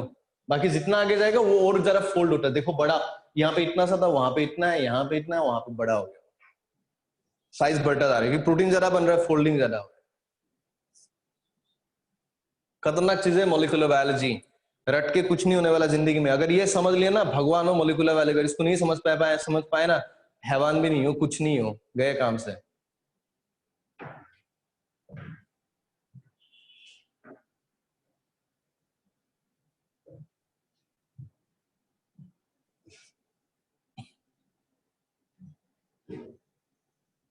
हो गया? Are you done? जल्दी बनाओ, लियोनार्डो दा विंची नहीं बनना है, जल्दी बनाओ। विंची घर में बनना, यहाँ पे फटाफट बनाओ। हो गया? प्रबल है ना आर्टिस्ट यहाँ पे बैठा, इसलिए मैं बोल रहा हूँ, वो विंची वाली बात कर सकता है, इसलिए बोला मैंने। ठीक है, और भी होंगे आर्टिस्ट प्रबल को छोड़ के क्लास में, तो घर में करना आर्टिस्ट्री, यहाँ पे जल्दी बनाओ, टाइम नहीं। अच्छा, so I hope you got this idea everyone. Have you got this idea of polyribosome? Have you got it? Okay, नहीं बायोमोलिक्यूल्स में नहीं पढ़ाऊंगा, वो जूलॉजी में आएगा। मैं मॉलिक्यूलर बायोलॉजी, जेनेटिक्स वगैरह में पढ़ाऊंगा, सेल बायोलॉजी, मॉलिक्यूलर जेनेटिक्स वो सब मेरा है। ठीक है, अच्छा एनीवे, अब लिखो, उसके नीचे लिखो, ये जो डायग्राम है ना, ये हेडिंग दिया था कि नहीं, पॉलीराइबोसोम्स और पॉलीसोम्स, या नीचे अगर नहीं दिया था, यहाँ पे फिगर लिख के, नीचे फिगर लिख के लिख दो, पॉलीराइबोसोम / पॉलीसोम्स, फिगर लिख के नीचे लिख लिया सबने? नीचे फिगर लिख के पॉलीराइबोसोम / पॉलीसोम्स, मतलब इसका डायग्राम का क्या हेडिंग है वो बोल रहा हूं। So this is a solution how bacteria can generate so much of proteins within just 20 or 30 minutes. That's how they can generate so much, huge abundance of proteins in such a short span of time. ठीक है, to fulfill their metabolic demand. ठीक है, तो bacteria इतने जल्दी कैसे इतना सारा प्रोटीन बनाता है? By making structures like polysomes or polyribosomes. तो अब नीचे लिखो, फटाफट लिखो, मैं जो बोला उसको लिखो ध्यान से, ऐसे लिखो, in prokaryotic cells, लिखो in prokaryotic cells, comma, one messenger RNA in prokaryotic cells, comma, one messenger RNA one messenger RNA can bind to multiple ribosomes. One messenger RNA can bind to multiple ribosomes. One messenger RNA can bind to multiple ribosomes. एक ribosome नहीं ना, बहुत सारे हैं. Can bind to multiple ribosomes. Obviously 70 As ही होने. One messenger RNA or one mRNA can bind to multiple ribosomes to produce multiple copies of the same protein. To produce multiple copies of the same protein. To produce multiple copies of the same, मतलब एक ही protein है जैसे newspaper print होता है, एक ही copy newspaper, कितना सारा एक ही टाइप है न्यूज़पेपर का, एक ही, तो एक दिन का तो एक ही न्यूज़पेपर आता है, उसके कितने कॉपी बनता है, प्रिंटिंग मशीन जैसा है. तो ribosomes are nothing but printing machines, मतलब मल्टीपल प्रिंटिंग मशीन बाइंड करता है, ठीक है, टेम्पलेट के साथ मल्टीपल प्रोटीन्स बना लेता है, ठीक है. To produce multiple copies of the same protein, full stop. हो गया, सबका हो गया. ओके, अब एक बहुत ही हिट लाइन, मतलब एकदम हिट खतरनाक वाला हिट लाइन आपको लिखना है, नीचे स्टार दे के हाईलाइट करके. इस लाइन को मैं यहां पे ज्यादा एक्सप्लेन नहीं करूंगा, ये एक्सप्लेन किया जाएगा मॉलिक्यूलर बायोलॉजी में. उस हिट लाइन को नीचे स्टार दे के लिखो, ऐसा लिखो. इन प्रोकैरियोटिक सेल्स, फटाफट लिखो. इन prokaryotic sales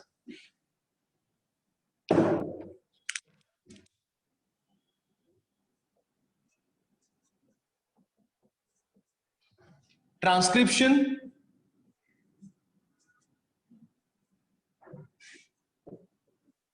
translation and protein folding, तीन चीज बहुत मैटर करता है प्रोटीन के स्ट्रक्चर के लिए. Transcription, translation and protein folding. Protein folding को आप क्या बोल सकते हो, पोस्ट ट्रांसलेशनल मोडिफ, मतलब ट्रांसलेशन जो पोलिपेप्टाइड होता है ना, उसका मॉडिफिकेशन भी बोल सकते हो.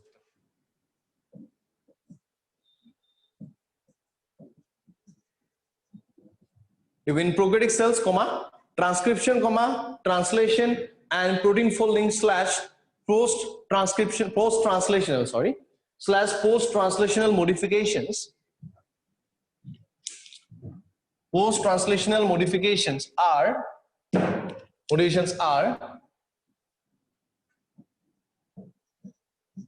temporally,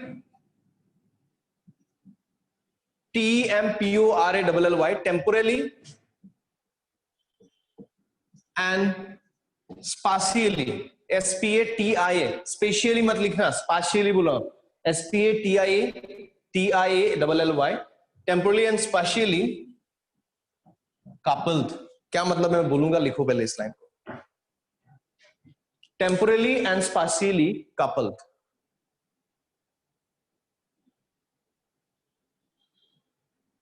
temporarily and spatially couple, मतलब प्रोकैरियोटिक सेल्स में ट्रांसक्रिप्शन, ट्रांसलेशन एंड जो प्रोटीन फोल्डिंग है आपका, जिसको आप बोलते हैं post translational modifications, they are temporally and spatially coupled.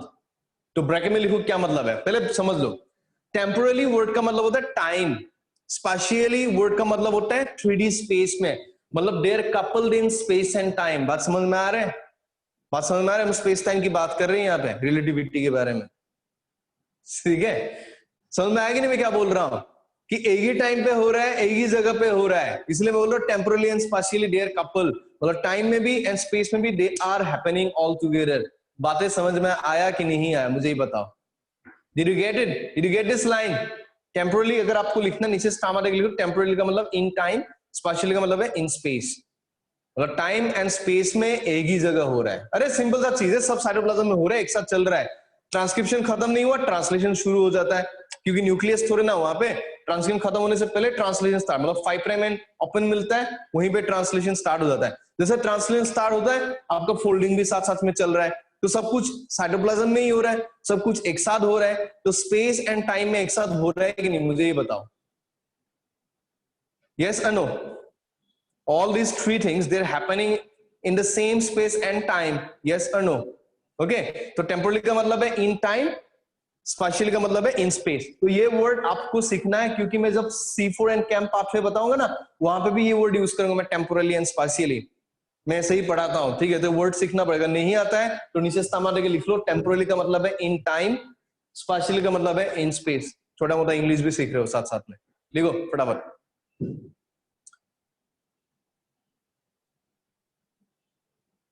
Amino acid pool क्या बोल रहे हो?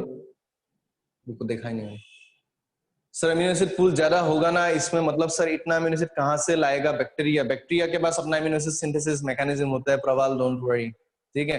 And those bacteria which can not synthesise one peculiar amino acid we call them auxotrophs. बहुत सारी बातें अभी मत करो इस, ठीक है? कभी टाइम मिलेगा तो बताऊंगा, ठीक है? बैक्टीरिया बना सकता है अपना सारे के सारे में, कुछ तो उसको बाहर से मिलता है न्यूट्रिशन से, ठीक है? And most of the amino acids it can produce by itself. हमें ऐसा नहीं होता, हम 10 अमीनो एसिड्स, मतलब एडल्ट की अगर हम बात करें तो हम लोग मतलब 8 अमीनो एसिड्स खुद से नहीं बना सकते, तो they we have to take them in our diet, they become your essential amino acids. बाकी जो 12 अमीनो एसिड्स है you can make it by yourself, आपके पास मेटाबॉलिज्म उसको बनाने के लिए, तो दे बिकम नॉन एसेंशियल। तो बैक्टीरिया में ऐसा नहीं, सब कुछ बैक्टीरिया खुद ही बना सकते हैं, तो everything is non essential basically. समझ गए सब लोग? अच्छा, अब मुझे एक चीज बताओ, ऐसा अगर हम लिखें, ऐसा अगर लिखें कि all this three things they are happening simultaneously in the cytoplasm, वो भी लाइन सही है, इजंट इट सो? यस और नो? साइमल्टेनियसली चल रहा है, साइटोप्लाज्म में चल रहा है, बात क्लियर है? ठीक है, तो ब्रैकेट में ये जो लाइन लिखा ना कपल्ड, कपल के बाद ब्रैकेट में लिखो simultaneously in the cytoplasm. Simultaneously चल रहा है पर कहां पे? साइटोप्लाज्म में। Simultaneously in the cytoplasm, bracket closed. Simultaneously in the cytoplasm, bracket closed. Simultaneously in the cytoplasm, bracket closed. अब एक चीज बोलता हूं मैं, नेक्स्ट क्वेश्चन बहुत मैटर करता है, मिनरल न्यूट्रिशन में आता है, एक बहुत इंपॉर्टेंट क्वेश्चन, मिनरल न्यूट्रिशन का एक क्वेश्चन है, तो मैं यहां पे क्यों बोल रहा हूं देखना।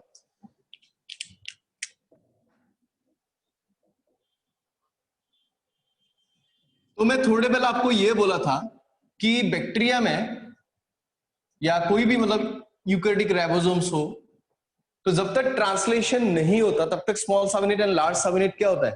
एक साथ होता है कि सेपरेट होता है? मुझे ये बताओ, ट्रांसलेशन जब नहीं होता है, when there is no translation going on, separate, right? But जब ट्रांसलेशन होता है तब तो उनको जोड़ना पड़ेगा ना, कि जो large subunit it is very much important for the elongation step, the protein को इलोंगेट करने के लिए लार्ज सबयूनिट चाहिए। तो जैसे प्रोटीन सिंथेसिस होगा, ये दोनों क्या होता है? जुड़ जाते हैं। कैसे जुड़ते हैं? एक चीज आपको समझना है, देखो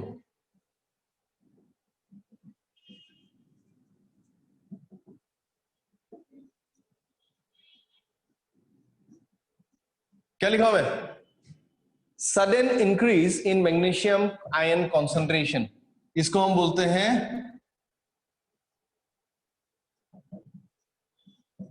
मैग्नीशियम स्पाइक बोलते हैं। सेल के अंदर स्पाइक मतलब एकदम से मैग्नीशियम आयन का कॉन्सेंट्रेशन बढ़ जाएगा ना, it acts as a signal, this signal is very important for like joining of the two subunits. तो आपको क्या मिलेगा? कंप्लीट क्या? राइबोसोम, जो आगे जाके क्या कर सकता है? ट्रांसलेशन कर सकता है। बातें समझ में आए? तो जब भी आपको ट्रांसलेशन करवाना है किसी एमआरएनए का, ठीक है, तो स्मॉल सबयूनिट और लार्ज सबयूनिट एक दूसरे से कब जुड़ता है? जब मैग्नीशियम कॉन्सेंट्रेशन कम रहता है कि सडनली मैग्नीशियम कॉन्सेंट्रेशन बढ़ जाता है? When does it happen? When magnesium concentration suddenly increase or magnesium concentration remains normal? Spike. बात समझ में आया? ये क्वेश्चन मिनरल न्यूट्रिशन का है, ठीक है?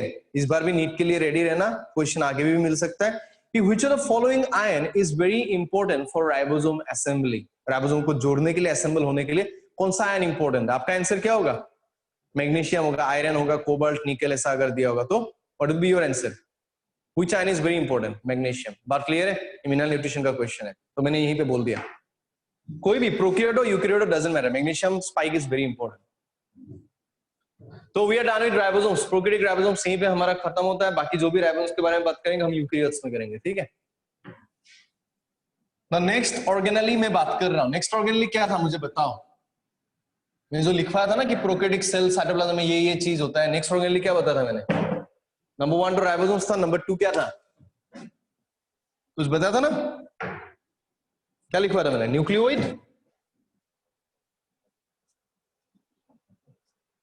लिखो न्यूक्लियोइड बोलते हो. You can call them incipient nucleus, incipient nucleus बोल सकते हो. अब इसको जीनोफोर बोल सकते हो. बहुत सारे नाम है, लिख लो. Nucleoid, incipient nucleus, genophore, slash देके लिखते जाओ. बहुत सारे नाम है.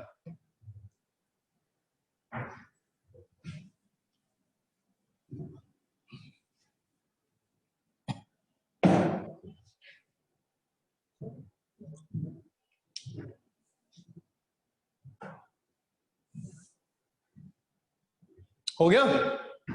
Are you done? लिख लिया सबने? आर यू डन और नॉट?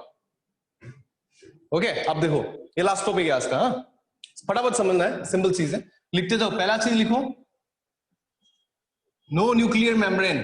कोई न्यूक्लियर मेम्ब्रेन आपको नहीं दिखेगा यहां पे. No nuclear membrane, nuclear membrane बिल्कुल नहीं है. नो न्यूक्लियर मेम्ब्रेन, फटाफट लिखो. सिंपल चीज है. तो न्यूक्लियर मेम्ब्रेन नहीं है मतलब क्या? Is it a true nucleus? Is it a true nucleus और not? Does it have a nucleus? Yes. तो आप क्या लिखोगे? न्यूक्लियस इज क्या, प्रेजेंट और एब्सेंट? न्यूक्लियर मेम्ब्रेन ही नहीं तो न्यूक्लियस कहां से प्रेजेंट होगा? Nucleus is absent. लिखो फटाफट. तो बेसिकली क्या होता है देखो, एक बड़ा सा सर्कुलर डबल स्ट्रैंडेड डीएनए होता है जिसको आप बोलते हो जीनोमिक डीएनए. क्या बोलते हो उसको आप? What do you call it? Genomic DNA. ठीक है. वो कैसा डीएनए है? डबल स्ट्रैंडेड डीएनए है, सर्कुलर है. फटाफट लिखो, double stranded and circular DNA.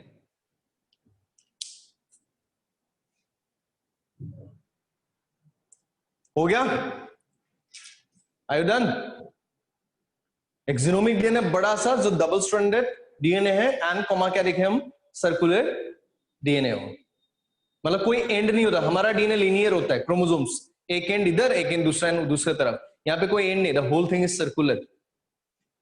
Is it done और नॉट? Is it done? बना लिया? आप देखो, दूसरा चीज आपको क्या समझना है, यहां पे ये एरिया सपोज करो, ये जो एरिया मैं बोल रहा हूं डीएनए का, ए एरिया क्या है वो? ऑडी याद है? Origin of replication. Hard about it और नॉट? प्लाज्मिड में सुनोगे ओरिजिन ऑफ रेप्लिकेशन के बारे में, ओरी के बारे में. यस. तो how many ori are there? तो सर्कुलर डीएनए में कितने ओरी है मुझे ये बताओ? वन, जस्ट अ सिंगल ओरी. ठीक है, इसको बनाओ डायग्राम को. लिखना सिंगल ओरी. ओरी के नीचे लिखना, अगर नहीं पता है किसी को, this is nothing but origin of replication, जो आप 12 में पढ़ के आए हो. मतलब जिसके बिना रेप्लिकेशन इनिशिएट भी नहीं होता. ऐसा जगह जहां पे हेलिकेज आके बाइंड करता है, मैं पढ़ाऊंगा आगे जब 12 का सिलेबस आएगा. सिंगल ओरी, ब्रैकेट में लिखना ओरिजिन ऑफ रेप्लिकेशन. तो अगर कोई पूछे सर्कुलर डीएनए में कितना ओरी होता है, what would be your answer? How many ori are present in circular DNA? Normally पूछ रहा हूं, आप जाल सकते हो ज्यादा, बट नॉर्मली कितना डीएनए, कितना ओरी होता है सर्कुलर डीएनए में? यस, जस्ट अ सिंगल ओरी. ठीक है, ये हमेशा याद रखना. तो ये genomic DNA, double stranded DNA, circular है, जिसका एक सिंगल ओरी है. ठीक है, आप ध्यान से देखो. ये जो सर्कुलर डीएनए है, अब डीएनए आपको पता है डीएनए कैसा होता है?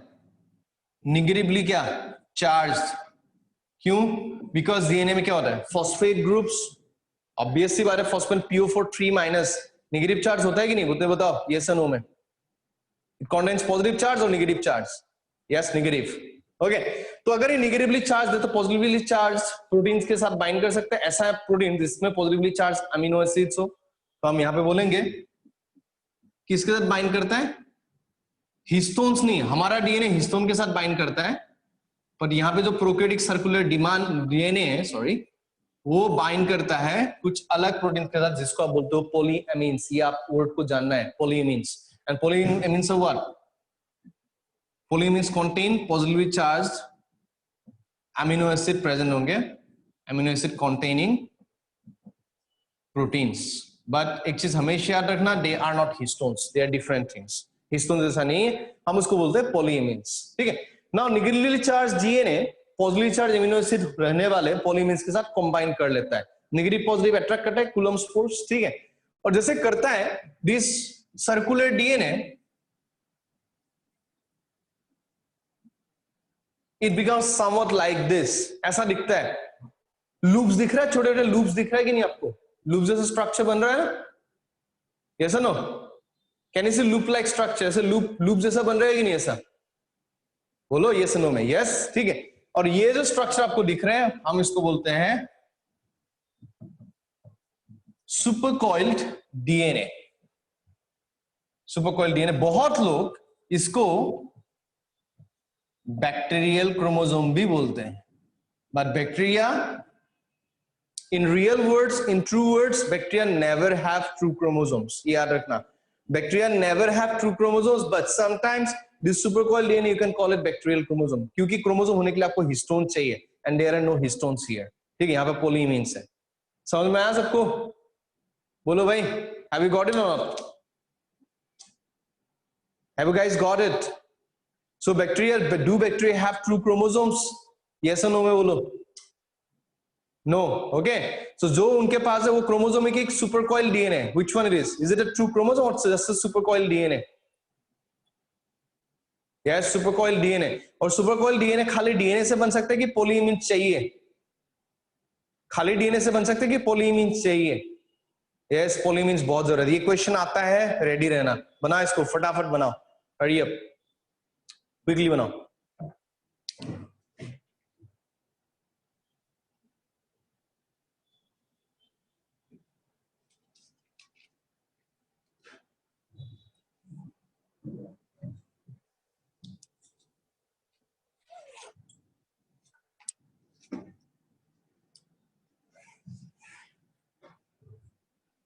Are you done?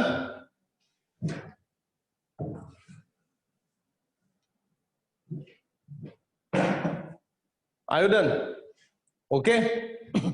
सबको समझ में आया होगा यहां तक? अब ध्यान से सुनना, मैंने बोला कि प्रोकैरियोट्स में हिस्टोन्स नहीं होता, तो अब नीचे एक लाइन लिखो, एक लाइन लिखो,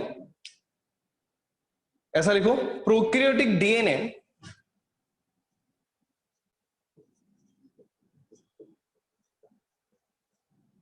प्रोकैरियोटिक डीएनए does not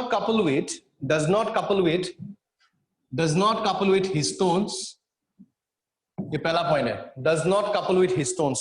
तो प्रोकैरियोटिक डीएनए में नॉर्मली हिस्टोन्स होता है कि एब्सेंट होता है? मुझे ये बताओ, histones are present in prokaryotes और absent? Absent, okay. Prokaryotic DNA does not combine with histones. Prokaryotic DNA does not combine with histones, but क्या लिखोगे?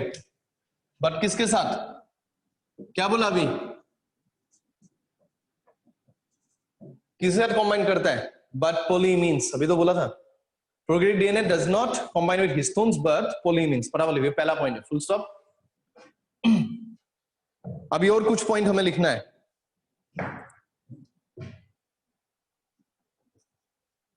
ये चीज याद है, पढ़ा था ना मैंने बहुत पहले कि प्रोकैरियोटिक डीएनए में क्या होता है? जीसी कंटेंट क्या होता है? ग्वानिन एंड साइटोसिन का कंटेंट कम की ज्यादा? हाई होता है ना, ठीक है। तो अगर हम देखें यहाँ पे GC/80 रेशियो अगर हम देखें तो it will be less than 1 और greater than 1? It will be greater than 1, right? ठीक है, तो GC कंटेंट ज्यादा है प्रोकैरियोट्स में, तो it will be greater than 1 this ratio, मतलब 80 कंटेंट कम है, GC कंटेंट ज्यादा है, तो डीएनए का जो मेल्टिंग टेम्परेचर है वो कम होगा कि ज्यादा होगा? मुझे ये बताओ, क्या होगा? हाई होगा ना? Yes of course, high TM पढ़ा था ना मैंने टीएम के बारे में कि नॉर्मली 85 डिग्री सेल्सियस इतना होता है। अब जीसी कंटेंट ज्यादा होगा तो 85 से ज्यादा होगा, जीसी कम होगा तो 85 से, हमारे में जीसी कम होता है तो हम में 85 से थोड़ा सा नीचे होता है, बैक्टीरिया में 85 से ज्यादा। तो हाई क्या लिखेंगे हम? टीएम और मेल्टिंग टेम्परेचर, बराबर लिखो इस लाइन को, high GC content comma GC/80 greater than 1 and high melting temperature, TM और मेल्टिंग टेम्परेचर। पढ़ा हूं मैं ये सब कुछ ऑलरेडी, प्रोकैरियोट यूकैरियोट के डिफरेंस वहां पे देखना ना। अब एक छोटा सा चीज मैं बोल रहा हूं, जो प्रोकैरियोटिक जीन्स होते हैं या जिनको आप क्या बोल सकते हो, जो कोडिंग एरिया है उसको आप क्या बोलते हो, सिस्ट्रॉन्स बोलते हो, मतलब जो एमआरएनए बनाते हो ऐसे जीन्स। तो प्रोकैरियोटिक जीन्स और सिस्ट्रॉन्स होते हैं ना। यूकैरियोटिक जीन्स में क्या है, आप पढ़े होंगे इंट्रॉन्स के बारे में, रिमेंबर इंट्रॉन्स, इंट्रॉन्स याद है कि नहीं, यूकैरियोट में होता है ना नॉन कोडिंग सीक्वेंसेस। तो प्रोकैरियोटिक जीन्स है ना, उनमें कोई इंट्रॉन्स नहीं होता, तो हम क्या बोलेंगे, prokaryotic genes oblique cistrons have no introns, और इंट्रॉन्स को हम क्या बोल सकते हैं, नॉन कोडिंग सीक्वेंसेस। कोई नॉन कोडिंग सीक्वेंस है इंट्रॉन्स प्रोकैरियोटिक जीन में नहीं होता है।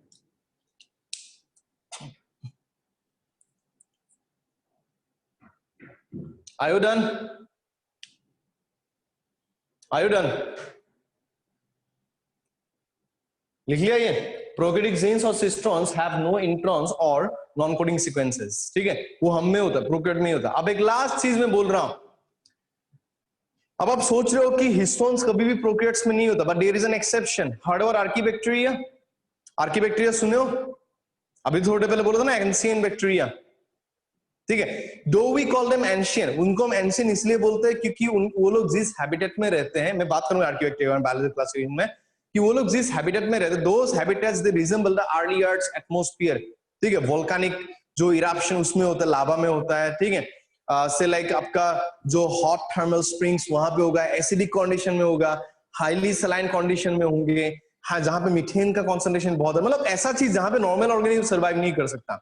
And because they live in such conditions which resemble the early earth's atmosphere, हमारा अर्थ जब इवोल्यूशन होने से पहले ऐसा ही तो था, so it resembles the early earth's atmosphere, इसलिए लोगों ने उनको नाम दिया ancient bacteria और archaebacteria, but that word is actually wrong when it comes to molecular biology, because archaea एक ऐसा एक ग्रुप है जो बहुत सारे कैरेक्टर्स प्रोकैरियोट्स मतलब क्या बैक्टीरिया के साथ भी शेयर करता है, एंड यूकैरिया हमारे साथ यूकैरियोट्स के साथ भी शेयर करता है। मैं आगे पढ़ाऊंगा 3 डोमेन्स में, ठीक है।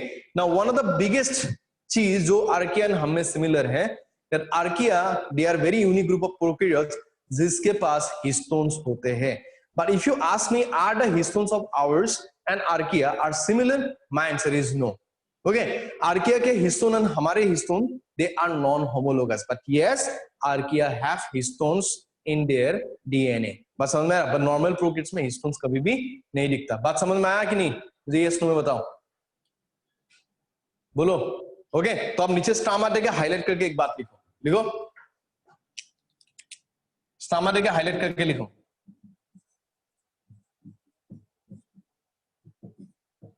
लिखो आर्कीबैक्टीरिया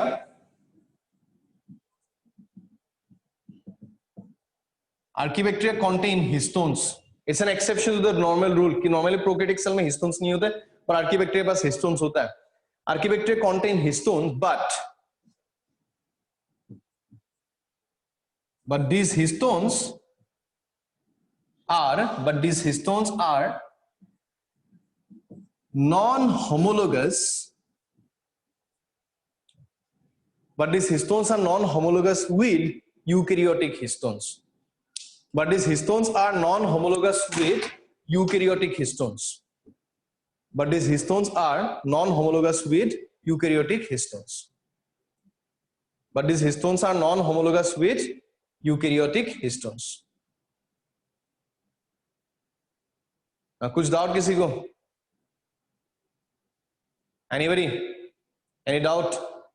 तो अगले क्लास प्रोकैरियोटिक सेल खत्म हो जाएगा, ठीक है, दिस फ्राइडे।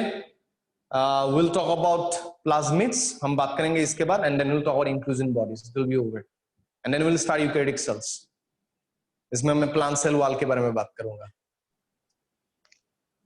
तो एनी डाउट, एनीबॉडी? पूछ लो भाई जो पूछना है।